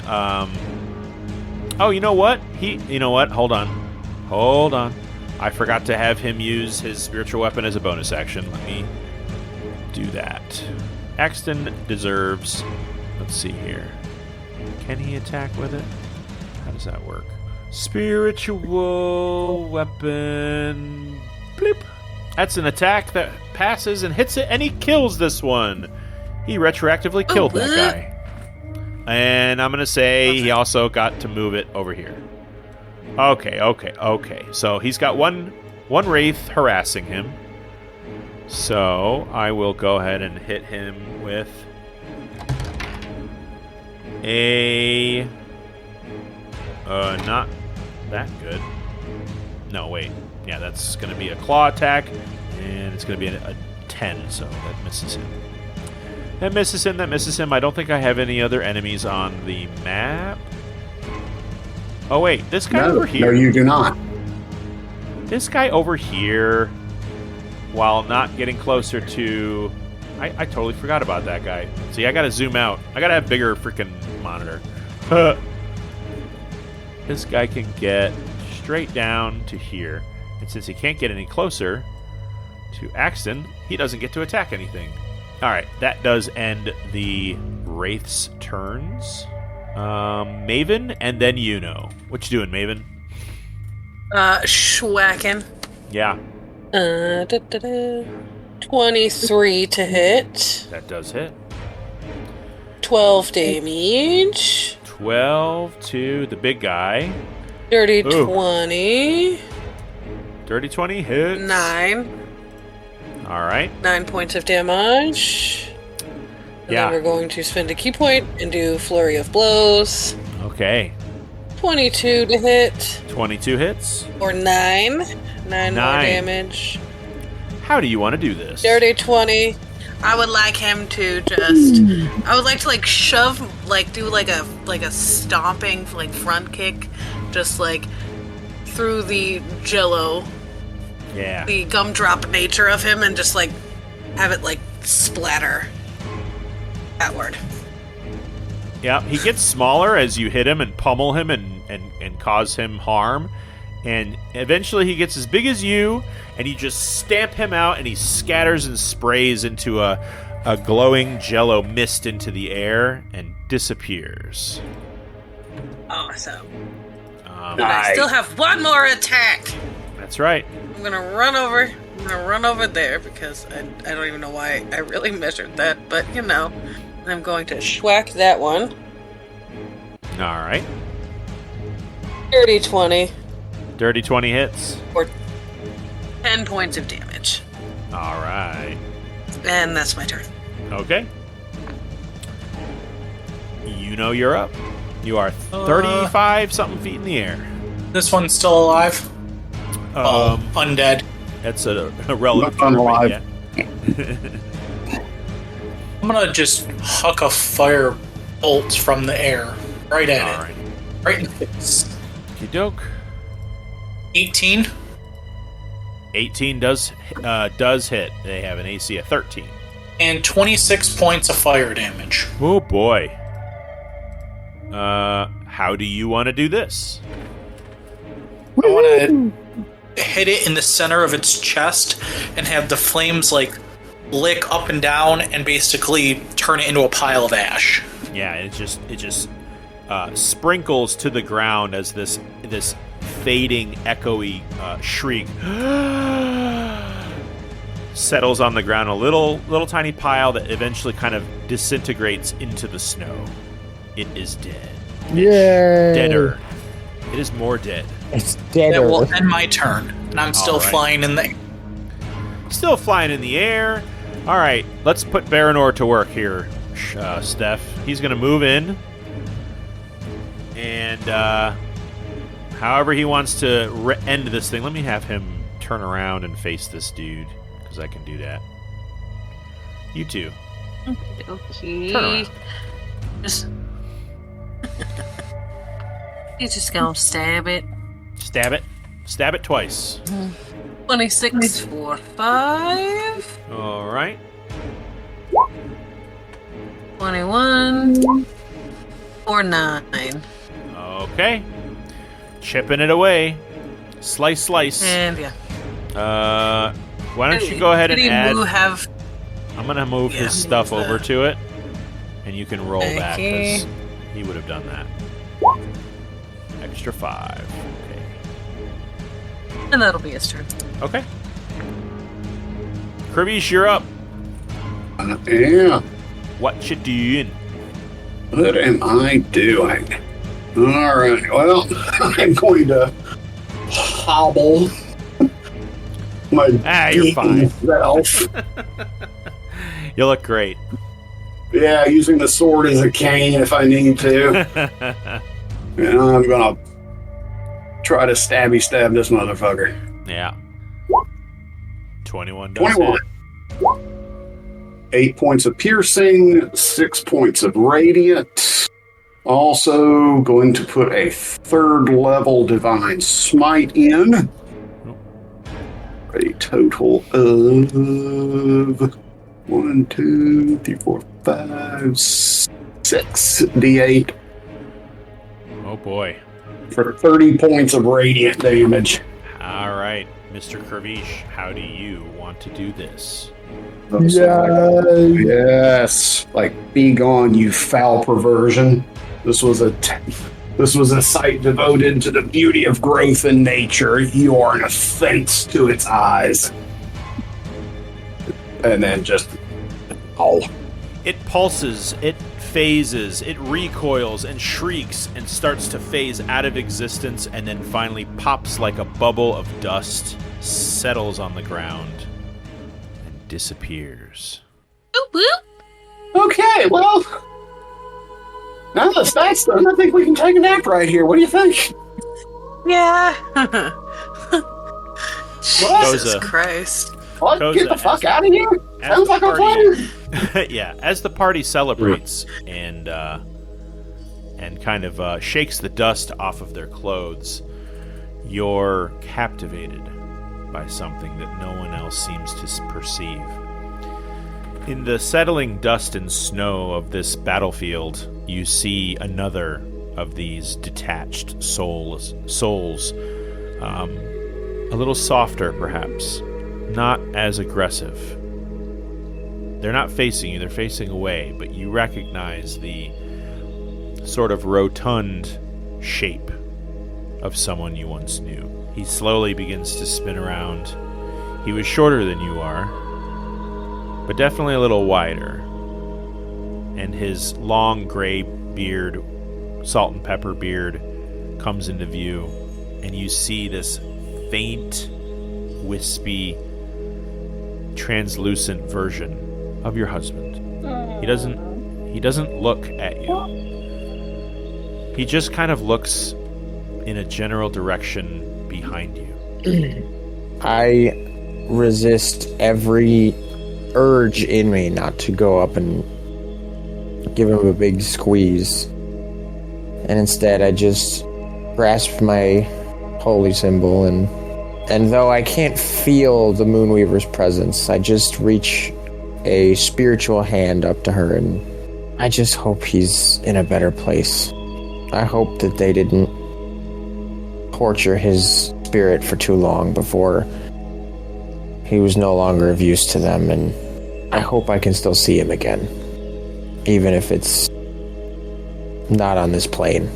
You look up into the sky, and you finally see, after not terribly too long, but it's been a long time, you see that upturned crescent moon, faintly blue, very similar to the sigil you all took for the lunar garden.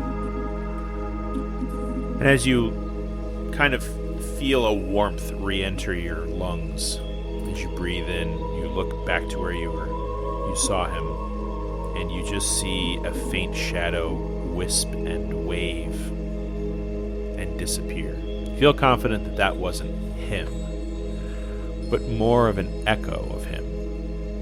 And you slowly look around and start to see these swirling, sort of ethereal forms. Kravish, you see it too. They slowly start to dissipate and go elsewhere, not necessarily away, but they're definitely not as agitated as they were. And you get the feeling that this place in time could find peace. You all definitely did what you could to return a few of these souls to their final resting place. And the whole place seems a little calmer spiritually. And that's where we're going to take a little break.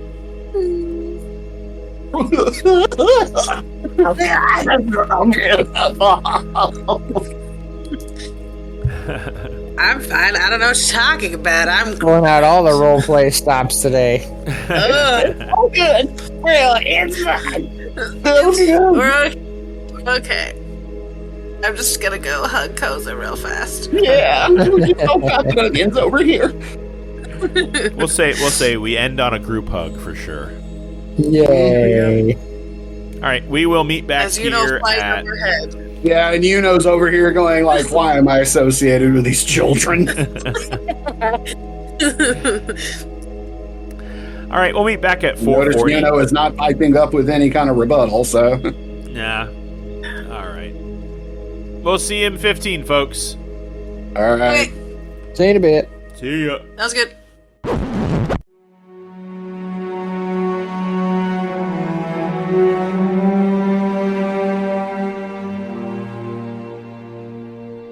All right. So, you all stand in the empty battlefield of the former Lunar Garden Village. You've disturbed the snow-covered wooden planks and piles of ruin, but you're not terribly worse for the wear, and you Speak get for the yourself. That's fair. But everything seems much more at ease and calm now. You all were definitely headed in somewhere in this direction. After your group hug with Koza, the forest kind of, while you are still in the Garden of Mist, it seems a little less foggy, and you can see a little bit further now that this scuffle is over, as the snow settles and such. What would you all like to do? Find a shady spot, ask Yuno, pretty please to cast Tiny Hut, and sleep the good sleep. Okay. That's my vote. I concur. Well, I would like you to roll survival for Baranor. And anybody else got survival? Let's see. I'd be super surprised and happy if Yuno was like, I have survival. I just have half proficiency. Yuno has city survival. Oh, actually, I am proficient in survival. Of course you are. 24. Let's have it. 24. Axton got a 29. Nice. Baranor got a... What did Baranor get? 13. Okay. So the most survival-y one out of the group got the lowest. That's awesome. Yeah. Well, I'd say you Well, have a let's pretty good see- chance of... Hang on, let's see what I... I'd say Yuno has a pretty good chance Okay. of finding a good spot to camp based on the fact that he's 35 feet Okay. up in the air. Yeah. Twinsies. How high can you fly? 35 feet in a forest really isn't that big a deal. I can fly up to 60 feet Oh, per round. Okay. Per round? How long does that last? 10 minutes or an hour? Well, the spell is 10 minutes, but per round I can move 60 feet flying. Oh, yes. Go to space. You could make it to space. Well, oh no, I can't cast Wall of Force around my head because it doesn't move. Right. I could, but then I'd have a broken neck. Be dead. What's that flying? Isn't there a disc? There's some wizard's name flying disc. I think that's how wizards like to prefer to fly around if they can. Well, There's Tensor's floating disc, but yeah, there you go. That's it. Well, with Doesn't it, like, fall into holes? fall into holes. Yeah, like if it's more than like a 10-foot deep hole, the disc will fall into it if you're on the floating disc or something. Oh, like Something there's weird. Like there's a it's- weird bottom layer to it. Yeah. Well, this doesn't happen Anyhow. to whizzes Yeah. around and flies around and becomes a bird for a little while, and he spots what looks like a pretty decent lean-to of stone in the distance. And as you all kind of encroach upon it and inspect it for layer holes or tunnels, you find it quite abandoned and, few fingers have touched it, let's say. Okie doke. Mm-hmm. Looks good. Baranor's gonna pop Luna out of the ring and say, "All right, well, I know I had some bad experiences with kind of disappearing on my own while everyone was asleep, so I'm not going to do that tonight. I'm staying close to camp." And he's gonna pull out his bow and just nonchalantly zero what looks like a large muskrat, and you hear like 30 feet through the forest the whiz of an arrow and Luna goes and fetches it and brings it back. It is rather large and plump. It's about the size of like a small capybara. I don't want to say it's the size of a small dog because that feels weird. Capybara works better. Yeah. Not that I ever want to see a capybara skewered with an arrow, but If there was one, this is what it would look like. it is just a rodent. They're like a major food source in Venezuela. Yeah. Like, Well, he's about to be very here. I'm going to have, let's see, cooking utensils. Yeah, Axton's going to help Baranor prepare this thing for meals. Excuse me. The night is young. Is there anything anybody would like to do? Does anybody want to stand any kind of watch? I'm going to say Axton is definitely going to keep his eyes open for the first couple hours, keeping an eye on things. Let me see. How long do I have to cast? Not me. I'm going to pass the hell out all night. Yeah, unfortunately, where healing spells and rest miraculously heals wounds, it unfortunately does not repair clothing, Karish, and yours has taken quite a beating. Ghostly claws do not mix well with elegant silken fabrics from the east. Yes. Well, hopefully, maybe can prestidigitate them. I don't think it works with tears. I think that's what mending is for. Yeah, that is that sounds like a druid hippy dippy fixing problem, not a wizard tower problem. I can make your clothes smell good. Well, every little bit Smell helps. like pee, but that's about it. Let's see here. Mending. Axton has mending. Hey, Cool. let's see. That's cantrip. Let's see. I don't think he has to. It's got to be a foot long. All right, so I'll say this: all but one large, like kind of tear in your left arm from your shoulder to your wrist. All but that one, Axton is able to sort of weave the threads of your clothing back together. The big one is just too big. So Can't you just use multiple applications of it? no, it's got to be the total size of the tear can't exceed a foot. Okay. Well, Yeah, let's it's nothing. I'm going to cast enlarge reduce on the tear. It gets smaller. No, that is not how that works. Cast reduce and enlarge on the shirt. that I want to see. That's problem solving right there. Yeah. All right. Now you have a giant shirt with a tear in it. All right. So, who wants to have a dream? My spidey sense is tingling near Koza. You're like, no, it's not. I'm too tired. Do I want to dream? Dream a little dream for me. Yeah, you do. I've decided. Okay. Is it the dream where you're like dressed in sun god robes and adoring fans toss little pickles at you? Pickles?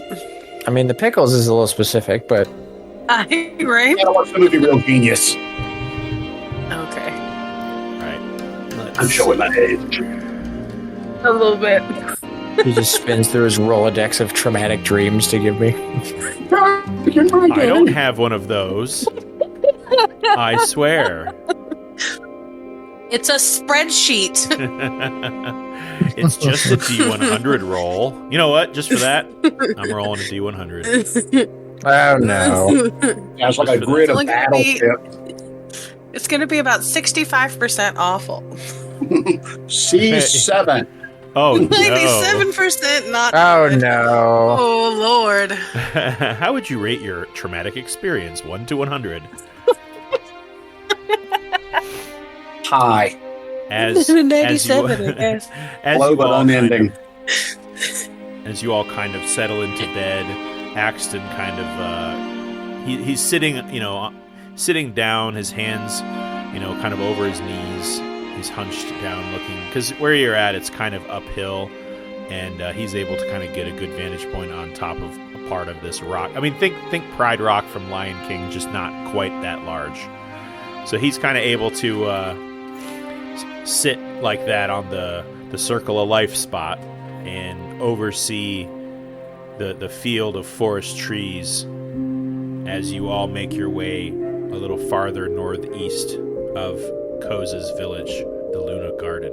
Koza, you're tired and filthy and worried and a little renewed of your fear that you felt when you fled this horrific scene. You've been carrying this trauma, sort of blocking it out for the most part in order to serve other noble interests. But now you're here. And you just got your first taste of what the walking rot leaves behind when it scours the landscape, fulfilling its army with the bodies of those that they kill. The last image of your husband, an echo of his true self, served to remind you that you didn't find his body here either. And the idea that should you venture further into this trail to find your daughter, that you may just find him, and not in a good way. But you wake in the morning, your joints are still a little achy, but you feel rested enough to continue your journey. You may all rise in the morning and apply a long rest. Yay! Woot woot. Cha-ching. The morning is crisp. Those of you accustomed to the forest, Koza, Baranor, you know what spring smells like. And while you don't quite get that essence of the seasons changing, there is a crispness to the air.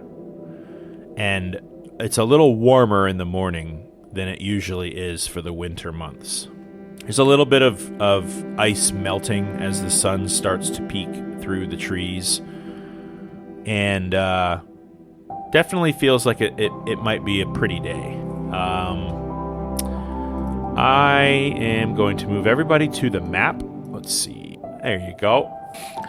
So where you guys are at currently, if you can see, the map is right about here. Yuno and Axton. Well, no, Axton wasn't at the Needle, so it would really be Yuno. You have knowledge that pretty much due south is the outpost, the Imperial outpost known as the Needle. It represents the outward border of the Zephan Empire. That is directly south of you, and directly east, where it seems like you guys are still moving, is just more Garden of Mist. And I would say you're about halfway through it. There is, you vaguely get- know. What? Go ahead. I'm sorry to be interrupted, but didn't we get news report like around the time of the dang classic that the needle was overrun? Yes, you did. You heard that the Okay. needle was overrun by undead. Not exactly sure whose undead it was. There are some people thinking that perhaps a lich-like female elf was leading the group that destroyed the needle. And some of you, I think, know that. I think some of you do know that that is a close description to one of the three kind of not leaders of the Walking Rot, but kind of like main commandant lieutenants. There doesn't seem to be any clear singular leadership over the Walking Rot. They're just kind of like led by three people. Two of them, you know. One is Gizrak, obviously, and the other is this sort of undead, very powerful wizard, female elf named. I think you guys found out her name was Elthara, or excuse me, that's not right. Eladrin, that's who it is, Okay. and that is who the description of this female elf was seen at the needle before. I think maybe 2 or 3 people got out and got word that this had happened. But that's south of you, and your trail leads to the east, due east. Right underneath this lake, there's a large lake to the north. And at this point, I'll say that you guys are going in the direction, Koza, that you saw her disappear to. There are no footprints to follow. And you're at the point now at this place that you've camped where you're not exactly sure where to go now. You didn't see her past this point at all. And I think we're losing Steph. Yep. It is about time for me to head out. All right. Okay, my dears. Well, we'll see you in 2 weeks.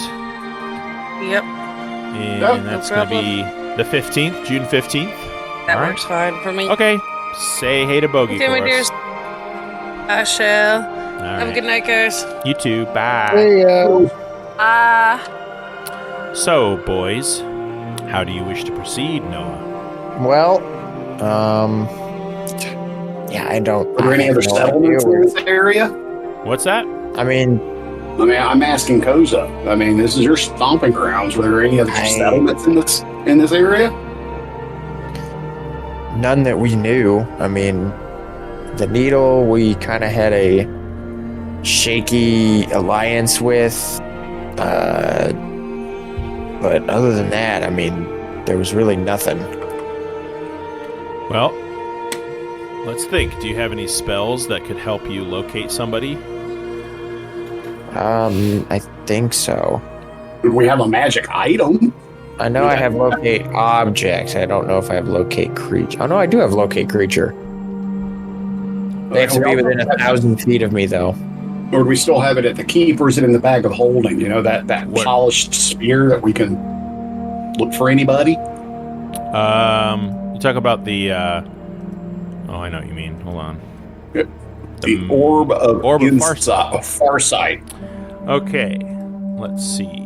Oh, it's just you can view any location they have physically existed if it's visited at any point in their past. Well, what else you got? Back home, we have the magic mirror. That's true. Let's see, cleric spells. It's a new day. You can choose your cleric spells. Let's see what you got. Who's going to get to it first?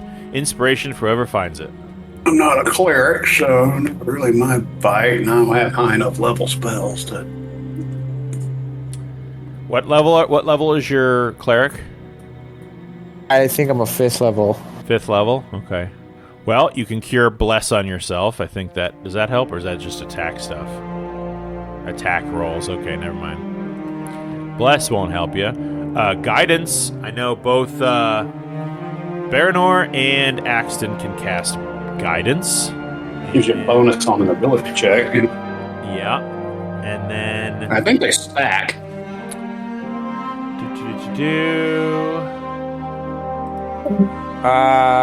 I get sending.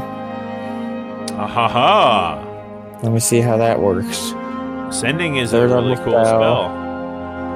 Send a short message of 25 words or less to a creature with which you are familiar.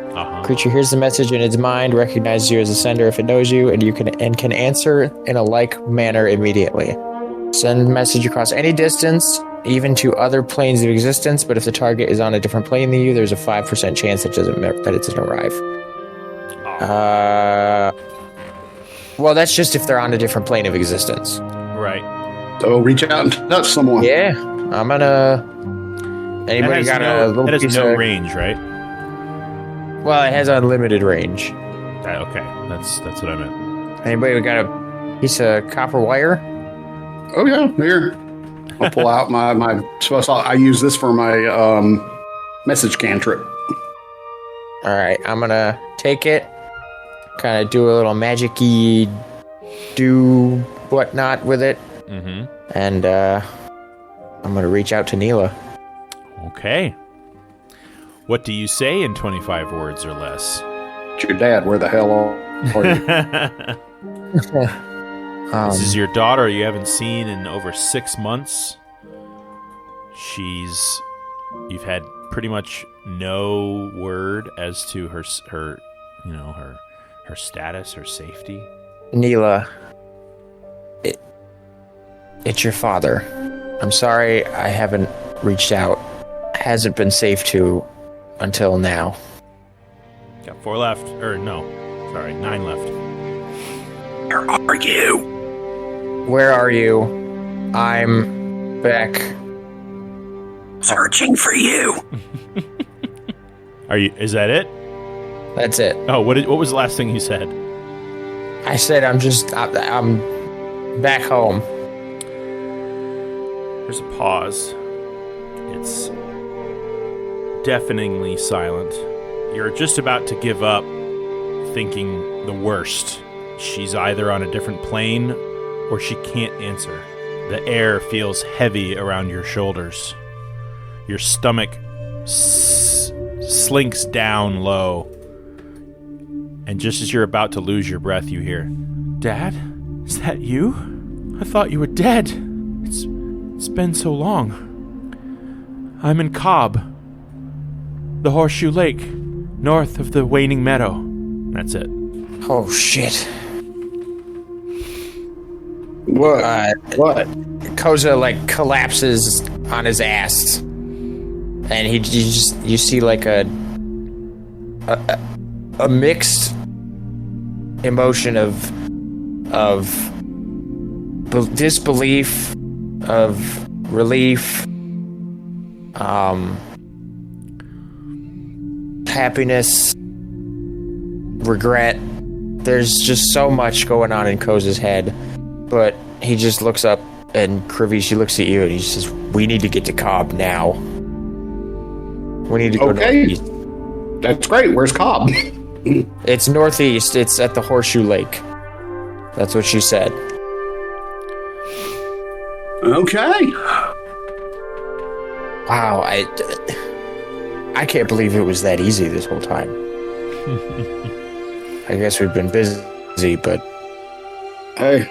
Well, let's make arrangements and let's go get my daughter. If you want to burn another spell slot, just give her another message, maybe give her hope, tell her we are coming. Yeah, I'm gonna spend another...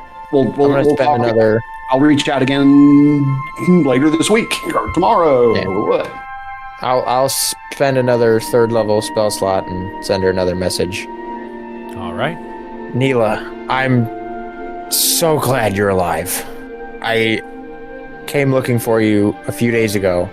Been busy with important... Dude, cut to the chase, stuff. Man. We're coming. We'll be there in a few days. Is where that ended. No, I still had 5 words left. We'll be there in a few okay. All right. There's a shorter pause.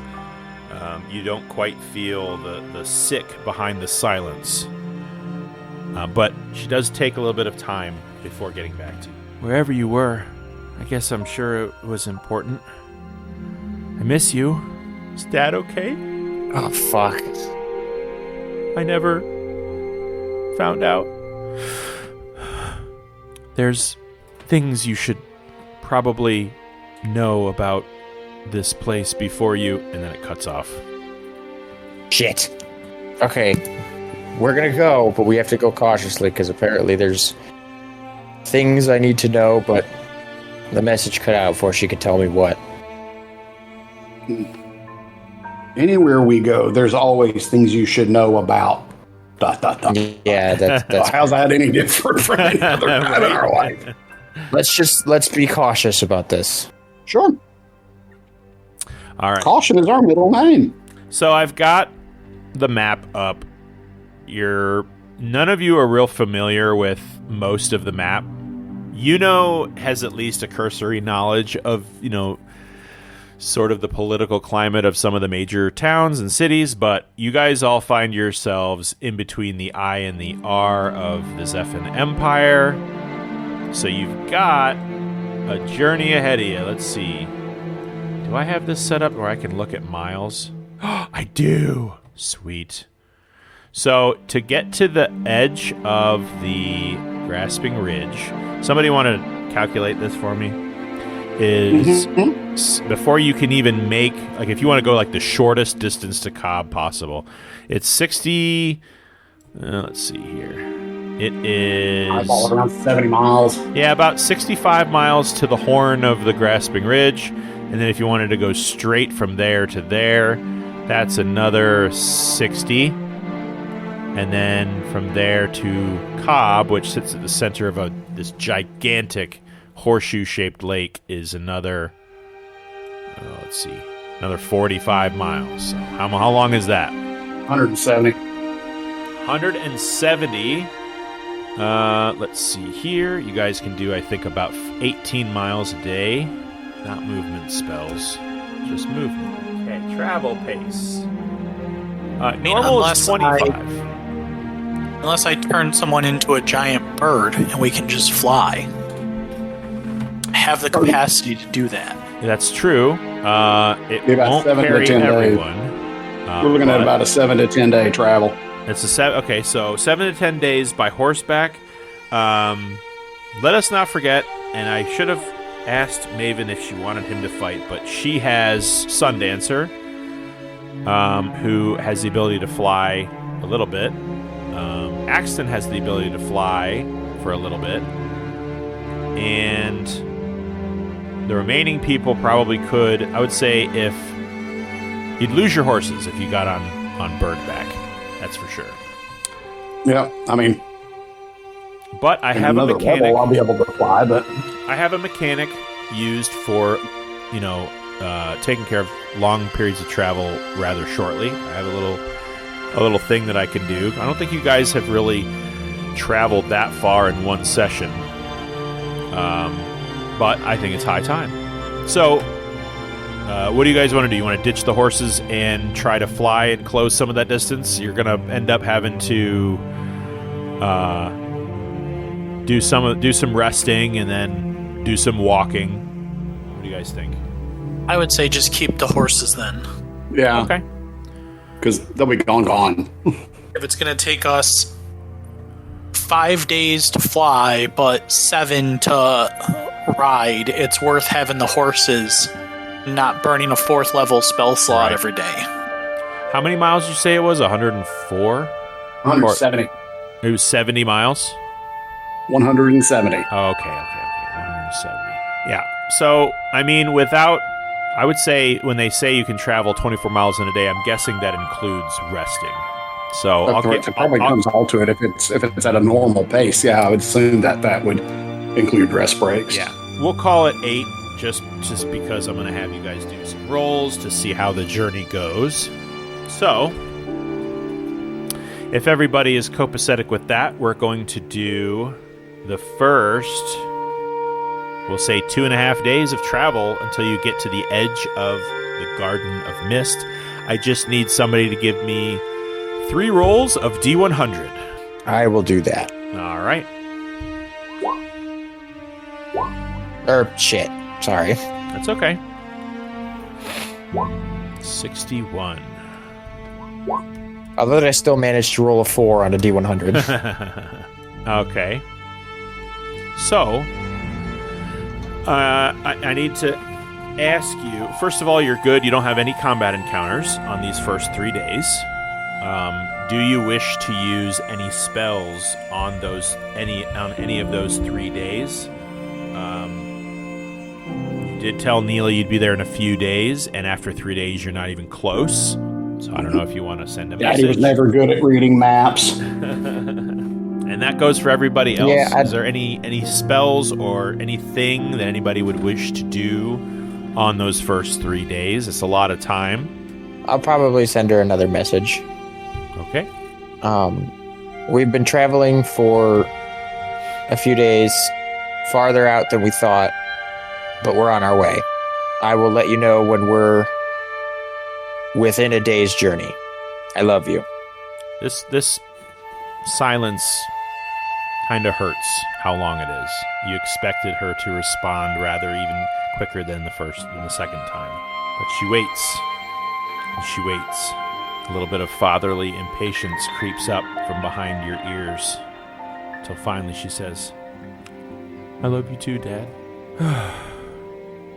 It's tough here, but I brought the Weave children with me. I'm taking good care of them.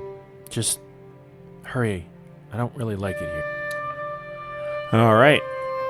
So, with your D100 rolls, your first was a 4, a 61, and a 54. Okay. The first one, at some point during the first day, you see a black dog run across your path. Would anybody wish to interact with it, or is it mission critical, no distractions? Breaking an eye a little bit. Does the dog look wounded? No, it is kind of like a black German Shepherd, and the path that you guys are following is kind of it's well worn. It's about 10 feet wide. It looks like there's wagon wheels that have carved through here in the past. It is sort of covered in snow, but you do sense that maybe 1 or 2 people have traveled this trail in the last few days, and it's just sort of it's almost like a deer across the road. It crosses from the shrubs and then stops right in the middle of the road and just watches you approach it. Just give it a nice wave and continue on our way. Okay. On the second day, you encounter a ruined shrine. Just off the beaten path, you can see it through the trees. There are large roots that have grown up through the foundation and kind of vines that have sort of covered it. It looks like a female goddess of some kind, but you're not exactly sure without further inspection. Okay, this kind of piques my interest. What about you guys? Yay, nay, keep Baranor's going? like, yeah, sure. It's at least something to Yeah, look we can at. keep going. Just like, do we want to explore this ruin? Or do we want to keep on? How about a cursory look from the perimeter? Yeah, I think we could take a quick look, but we shouldn't spend too much time here. I got you. Okay. So anybody that would like, if you're proficient, you can roll in a religion check. I think we've already been through who is and who is not. I believe Maven is. Mm-hmm. I don't know what Can I her use my half modifier is. proficiency? Yeah. All right, Maven. I'm guessing. What is religion? Is that intelligence? It's an intelligence. I don't know shit. It looks like rock. Maven does. Oh wow. Yeah. You have no idea who this is. The ruin is really well. The ruin's well worn. Like I said, it's sort of been reclaimed by the forest. But Maven sort of approaches the foundation, and between the roots, she pulls one of the roots away, and she sees this, like almost like a star-like snowflake, and she says, "Huh. It's Auriel, goddess of winter. Isn't that funny?" And she kind of like backs up a little bit and looks, and she goes, "Oh yeah." She goes, "See there," and she points up to what looks like a large female statue holding a scepter tipped with a rock that is really worn out. She goes, "That's where the snowflake would be." Well, I guess her time's almost up for the season. Snowflake, what? Could explain to us? And she just kind of looks at you and rolls her eyes and says, "It's Aril, the goddess of winter." So where's the snowflake then? Well, I would guess it fell down long time ago. And she's like looking at it like erosion. Oh, I never heard of her. Is she, is this sort of like a older goddess that was worshipped, or? Oh, yeah. Mostly, from what I remember, kind of second age stuff. She wasn't a nice goddess. That much I know. Probably shouldn't delve too deep into this thing if we're not ready to risk a lot of time in a dungeon. Looks good enough for me. Let's move on. All right. And let's see. Noted for future. Your third day. Okay. Okay. I need everybody to make, or I should say, a marching order. Axton's definitely going to be in the rear unless nobody wants to be in the front. I need perception check from one of you who is going to keep an eye up front. Probably put Baranor up front. Okay. Baranor can give me a perception check then. And I will also need one from Axton in the rear. Right. Okay. Perception. All right, not bad on either front. I'm going to say that at some point during the third day, Baranor is going to kind of signal ahead that there's something in the road that he is noticing. If anybody is proficient in investigation, go ahead and roll as you approach this, where the trail kind of narrows and there's what looks like a large group of trees on either side of the road, sort of funneling you through a bottleneck into the road, and you can see what he's talking about. It's almost looks like the snow has been disturbed, and that's all investigation. There's something under it. Yeah, if you want to roll investigation, that's fine. I don't think Baranor is. No, I have half. Yeah. If you have half, you can roll half. I don't care. Nat 20 for a 24. Oh, wow. Damn. Baranor is 18. proficient. 18. Okay. Not bad on either front. Okay. Kravish, as Baranor and you guys kind of all sort of warily approach this patch of the trail, you notice that there is some kind of spring trap very lazily buried under the snow. It looks like it's some kind of like you step on it, and there are a couple of white twines, kind of like like a nylon fiber that leads along the snow that you probably wouldn't have seen unless you were looking for it. And you can see between the trees a pair of blades that are meant to like scissor down on whoever steps on it. So Baranor can try to disarm it. He's going to guidance himself. He's got good sleight of hand, kind of. All right, how did he do? Pretty good. You see him kind of grab hold of the two twines, and he says, "All right, somebody come over here and cut these while I'm holding it." I got you. Pew, pew. You cut both of them, and he just says, "All right, now stand back. I'm just going to let it go." And he stands up and he lets go of the string, and these two like really thin razors, about the size of a pizza platter, they just sort of spring and cross each other across the trail and embed themselves in the trees across from each other. You get the feeling that if it had hit you in the knees or the thighs, it probably wouldn't have felt really good. And he's like, "All right," and he kind of pulls them free and tosses them into the forest. He says, not sure who put that there, but just kind of keep your eyes peeled. I hope they're not around us. But you manage to make it to the edge of the Grasping Ridge and the edge of the Garden of Mist. As you cross the tree line, you all start to see more and more and more daylight. And these first 3 days have actually done a lot to improve the weather. It hasn't snowed, really, since you left Koza's village. And the temperature has been rather pleasant, kind of a crispness, like a refreshing, cool. And the further you travel, the more you notice that the snow is not as thick and as it was, further west. To the point where you can start to see grasses, brown and dormant, sort of poking through the snow. And you emerge from the forest's edge into a vast prairie. Elevation changes slightly the further you look in the distance, but it's not really uphill and that uneven. There is what looks like a well-traveled, maybe a trade route that kind of splits, or looks like it could split.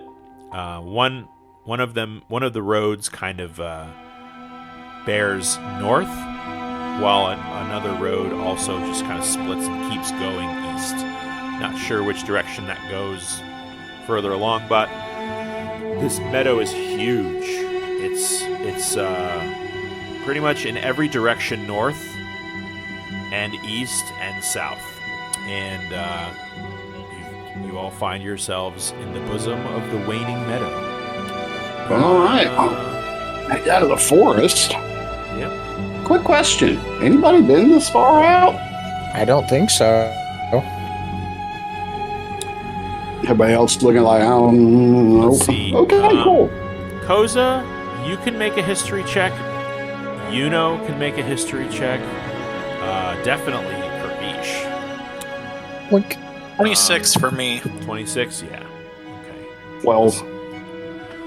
Well, not as well traveled as you might like, Karish. You really don't have a Yeah, lot of more knowledge. on the western. More on the western. Yeah. With a 16, I'll say that you at least you've heard stories while living in your village of the Waning Meadow. You know that it is just a huge, sprawling prairie with tall, just tall grasses as far as you can see. Dangerous creatures do live in the Waning Meadow. There's you've heard terrible rumors when you're a child of like a huge purple worm that just prowls the Waning Meadow and swallows up unsuspecting travelers. They usually tie to travelers that were naughty. I'll say that you definitely know about the Waning Meadow. It's not somewhere that you've been personally, because who wants to walk, hundreds of miles through grass? Doesn't seem that appealing. But it does connect a lot of sort of little mini civilizations. This area of the continent was once known as the Free Cities of East Valen. It has since lost that moniker over time, as cultures from these places have a way of calling places different things. You know that up here on the map, to your northwest, is the dwarven civilization of Vorn. That's where Atgeir lives. You don't know much about Umbra Mill down here. Dead Marsh is pretty much what it sounds like. It's basically an enormous Calded Styx. It's a nation under a swamp. And the biggest capital city of Dead Marsh is, of course, Bogtown. You don't know much about it. Tibbet Creek is kind of you've heard of it being called kind of a quaint little forested village, but ever since the forest around it has sort of turned sour, it has attracted sort of a criminal element. You don't know much about Pellenstead up here, and you don't really know anything about Ravenswood, except that it's a very, very old city. I need everybody to go ahead and let's remove 6 rations from everybody. And let me know if Okay. you're running low. Baranor can hook you up. The waving wheat-like grass looks like it's dormant now, so it's kind of dry, and when it whips, it kind of hits your hand. And the air is still very cool and crisp, so that kind of hurts a little bit. What were you going to say? I said I've also got good berry. Should we really run out? Right. That's what I want for breakfast. A giant red, squishy apple or something. I imagine Goodberry is like sweet, but maybe just like it's tart and maybe a little too sweet. Yeah, it's like eating cranberries. Yeah. It just like oozes. Oh. It's like a gusher. It just oozes juice out of it. I can prestidigitation and make it taste like anything we want. Tuna casserole. My Goodberry tastes like pizza. I got a rock. Minerals, yum. Okay. So, it looks like... Oops, I moved it. It looks to me like... The next leg of your journey is gonna be... Oh, good. We'll call it 65 moils. So, you can... This is another 3-day journey. I'm guessing you don't want to distract yourselves by investigating any of the towns you pass by or come kind of close to. Not that you would not be that close to Vorn. Yeah, it's like 50 miles away. I imagine you don't really care that much to go that way yet.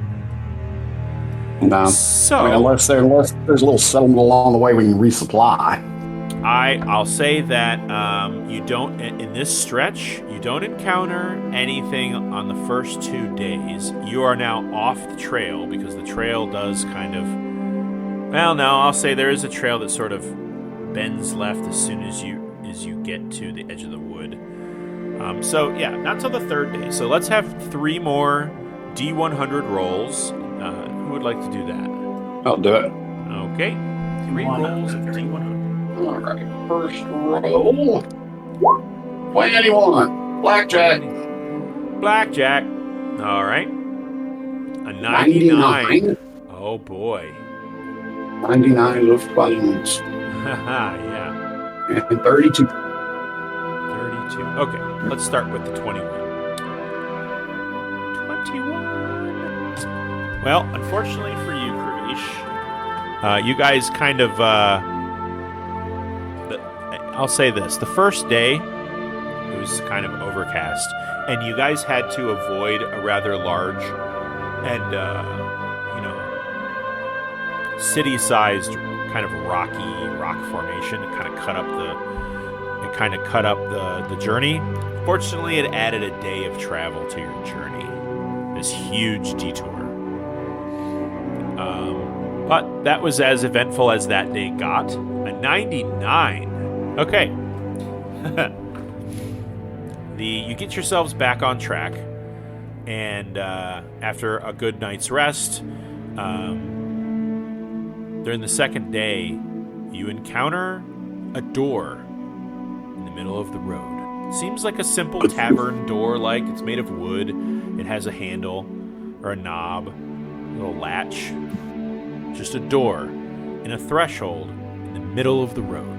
There's nothing weird or spooky about that. I'm gonna cast knock. Knock. It appears like it wasn't locked. The door kind of creaks open a couple inches, and you see a blinding light behind the threshold. But the door is not completely open. Got a familiar you could poke in there? Yeah, I'll summon my raven and send it in. Is his name Mr. Wiggles or something? No, it's Raveny. Raveny. Okay. It's lunch meat. Cannon fodder. Okay. So, are you opening the door? With Mage Hand, I am. Okay. The door opens. You all are blasted with this blinding blue and white swirling light. Definitely feels very portal-y. Doesn't look like this light is the dimension. It looks like this is the the conduit by which you would travel somewhere else. You fly your raven into the doorway. It disappears, and your telekinetic connection breaks.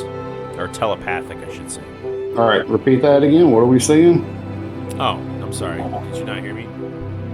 I was sorry. Oh, my bad. The door opens. You're all blasted with blinding blue and white light in like a swirly, magic-y kind of way. And as soon as Yuno casts his Find Familiar spell and sends it into the doorway, it instantly, his telepathic link with the familiar is instantly severed. And I'll even say, Yuno, that you understand that it. How many hit points do they have? 1, right? Yeah, it's just 1. Yeah, you get the feeling like my familiar is now gone. Yeah, don't think we'll be walking through that door. You know what happened. No idea. Familiar is gone, so we should probably A, cast Find Familiar again. And B, go somewhere else. Close that door. Who closes the door? Yuno's mage hand. Okay. As you close the door, as soon as the door kind of crosses the threshold and latches, the door falls away from you, slams into the ground, kicks snow and dust up, and doesn't move. Okay, and at that, we will walk away. All right. Am I right? Baranor and Axton, Maven, everyone who I'm now controlling wholeheartedly agrees. Let's get the F out of here. Yes, let's. Yes. So with the last day, I'm going to need another 3 rations from everybody. The last day, you find on the road, it looks like the remnants of a scuffle. You find 2 bodies, 2 corpses. They don't look that fresh. It's possible that this road is either not very well traveled or people just didn't care. But you do find 2 almost skeletonized humanoids. One is wearing kind of rags, not really anything interesting. The other's wearing a very nice set of studded leather armor. They're both carrying basic weapons. The studded leather guy has what looks like a pair of short swords. One of those short swords is plunged into the rib cage of the other one. The other one has what looks like a long axe. And the long axe is embedded in the kind of hip or gut area of the studded leather guy. They died doing what they loved. Beating the shit out of each other. Does anyone wish to investigate? Or should I say loot? Yeah, we'll loot. Okay. Give me 2 rolls of investigation from anyone in the party. Investigation prodigy. This is what he lives for. Yes. 22. 22. All right. You find a small purse on the studded leather guy. He has a total of 53 gold worth of currency. He's wearing a gold ring on his 3rd digit of his left hand. 2 of his teeth are cast in gold, worth about, we'll say, 10 gold apiece. No, that's a lot. We'll say it's a gold apiece. Okay. Kravish, the scantily clad warrior, we'll say, doesn't have a lot of currency, and but he does have kind of a hastily written, scrawled note in a little pouch. And it is written in Orcish. I don't know if anybody here speaks Orc. Nope. Okay. No translation for you, but he does have what looks like a really interesting kind of a bone necklace ornament around his neck. Maybe might be able to get, by your estimation, maybe 5 gold for it. if you sell to the right person. Okay. Do you have comprehend languages? I do not. Okay. I'll put that on your shopping list. Axton's gonna kind of pick up the large great axe. It's kind of rusty. It's got kind of a rudimentary wooden handle with a little bit of a leather wrap, and he's like, I think I'm far along enough in my career. I don't have to collect every weapon I find. And he just kind of tosses it down at the body. And the short swords? They're just basic. Axton's been grabbed by body snatchers. Get him. Get him. No. The only reason we'll see that is if Baronor just tosses some daggers idly by. He starts, it's like take a penny, leave a penny. Let me see here. If you wish to keep them, they're a little rusty, so I'm going to shave a little off of this. Oh, come on. Why doesn't it say on the Roll20 thing how much they're worth? That's stupid. All this for it's probably going to be 5. Simple. A short sword a short sword's usually 10 gold.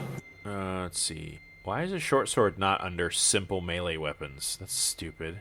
Short sword, 10 gold. All right, so being in the state that they're in, I'd say they're worth maybe 7. Obviously, that's what they're worth. That's not necessarily what you will get. Blacksmith's got to make a living too. What about the studded leather? Studded leather is in really good shape. It's not pierced. It looks like the barbarian or whoever it was kind of caught him under the cuirass with his axe, so it's not damaged at all. And I think studded leather is probably pretty good. Let's take a look. Armor. Studded leather armor is 45. Yeah. And it's worth every bit that he's got a cuirass. The cuirass you have to attach it when you don the armor. Leather pauldrons. He's got what looks like a kind of a studded leather skirt that goes about maybe mid-thigh, and that covers his legs until you get to his greaves, which are in pretty decent shape. The boots are not so much. The boots look like they've been worn pretty bad, but you could definitely attach the greaves to different boots. And then he's got leather bracers with kind of little studs along them too. So yeah, that set, I'll give you 45 as far as actual value. And that's pretty much all you get. They both have little knives, but they're not even daggers. They're just little shivs. Utility knives. Yeah. Okay. Cool. Okay. You find yourselves at another of the fingers of the Grasping Ridge Mountains, just east, we'll say it's 40 miles east of Vorn, where you get to make your due north journey of about a day's travel, maybe a little longer than a day's travel, before you get to the edge of the Horseshoe Lake. So if somebody would like to give me, we'll say it's definitely going to be, it's going to be longer than 1 day to get all the way to Cobb. But, so somebody can give me two D100 rolls. Why don't we get that from this time? You're muted. Sorry, my security alarm was going ballistic. What'd I miss? No, it's not a big deal. Is everything okay? Yeah, there's an Instacart driver that parked in the middle of the street in front of the house and then cut through the bank parking lot next door to deliver to somebody on the other side of the bank parking lot. God. Why did you not pull into the parking lot? The floor is lava. Idiots. So the last leg of your journey until you get to Cobb is going to be about a day and a half north. So I just need you to give me 2 D100 rolls and see what happens. 71. 71. So 33 and 38. A 33 and a 38. Okay. Okay, 33. So as you guys are traveling, you come upon and this is sort of just north of this arm of the Grasping Ridge right here on the map. Just north of it, you come across what looks like a sort of a destroyed and abandoned wagon. And just with your passive perception, you notice that there is a crate with bottles in it. The bottles contain a red, pinkish fluid. They're all in like different shaped bottles, but they're all about the same size. And you find a cache of 5 healing potions. And what was the second roll that you got? So 38 was the second. Okay. So, as you arrive to the edge of the Horseshoe Lake, I mean, it is some distance between the edge here and Cobb and the distance here. So let me see what that is. It's technically going to be about 18 miles into the middle of this lake. But right on the edge, before you even get there, you see a fisherman on the edge of the lake, kind of like on a small rickety dock. And he's got what looks like several buckets kind of around him. And he just kind of sees you approach, and he kind of gives you a bit of a caution look. And, you know, you're maybe 10, 15 feet away from him as you pass. And he just says, got anything to trade? I got some good fish here. Hello? I say, are you all deaf? Oh, anything in particular you're looking for to trade? Oh, well, I've got lots of fish. If you've got lots of things, you're willing to part with them, be willing to trade you. And anything in particular you're interested in acquiring? Well, I like trinkets, gadgets, doodads. Artificer's equipment's always cool. Don't get a lot of shiny people like you here. And he just kind of regards your whole group, especially Maven, who is a top sundancer. He's like, wow, that sure is a beautiful creature. What do you want for him? Oh, sorry. This little boy is not for sale. Yeah, Maven just shoots him If you can daggers. beat the monk, you can have it. He's like, and he kind of lays out these. He pulls out these sacks inside these buckets and lays out these beautiful, absolutely delicious-looking fish. Just like they look clean and fresh, and they have like sort of a iridescent rainbow pattern. He's got others that look like really big, maybe 2.5 feet long, flat fish. And he's just like, well, what's your business in Cobb, if I may be so bold? Oh, we're just reuniting with some old family. Is that right? You've got people who live here. Well, they've been visiting for some time. Well, we don't get much visitors out here in Cobb. Yeah, well, what kind of folk typically live around these parts?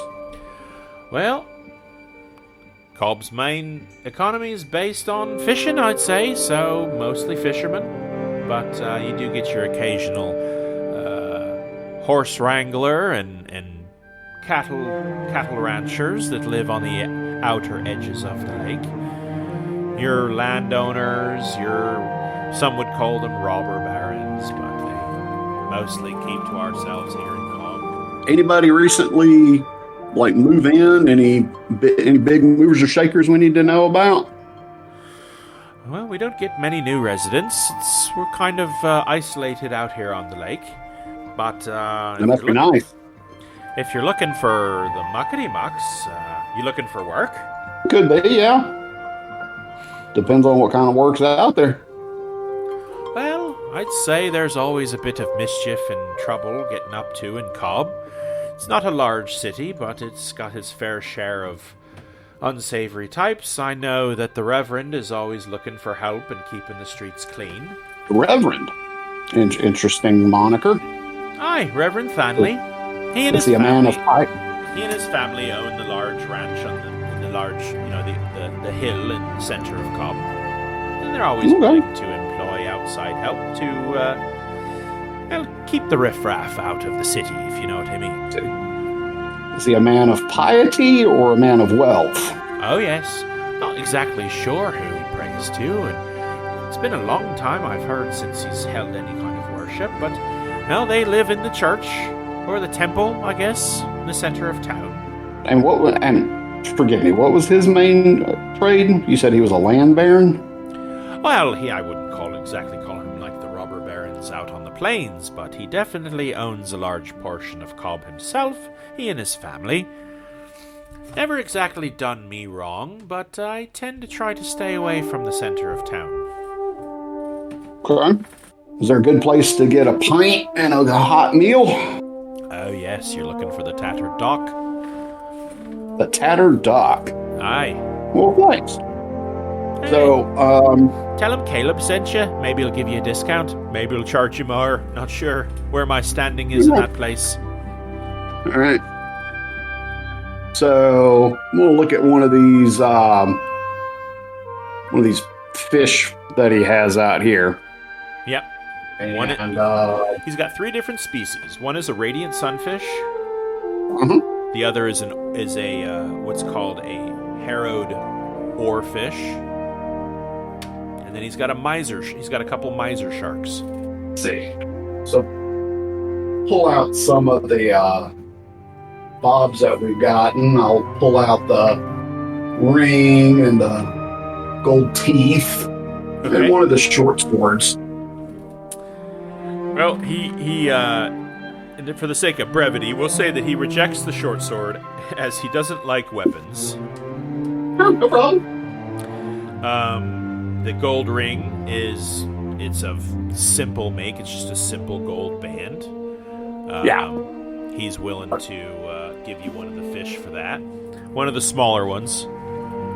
Sure. Okay.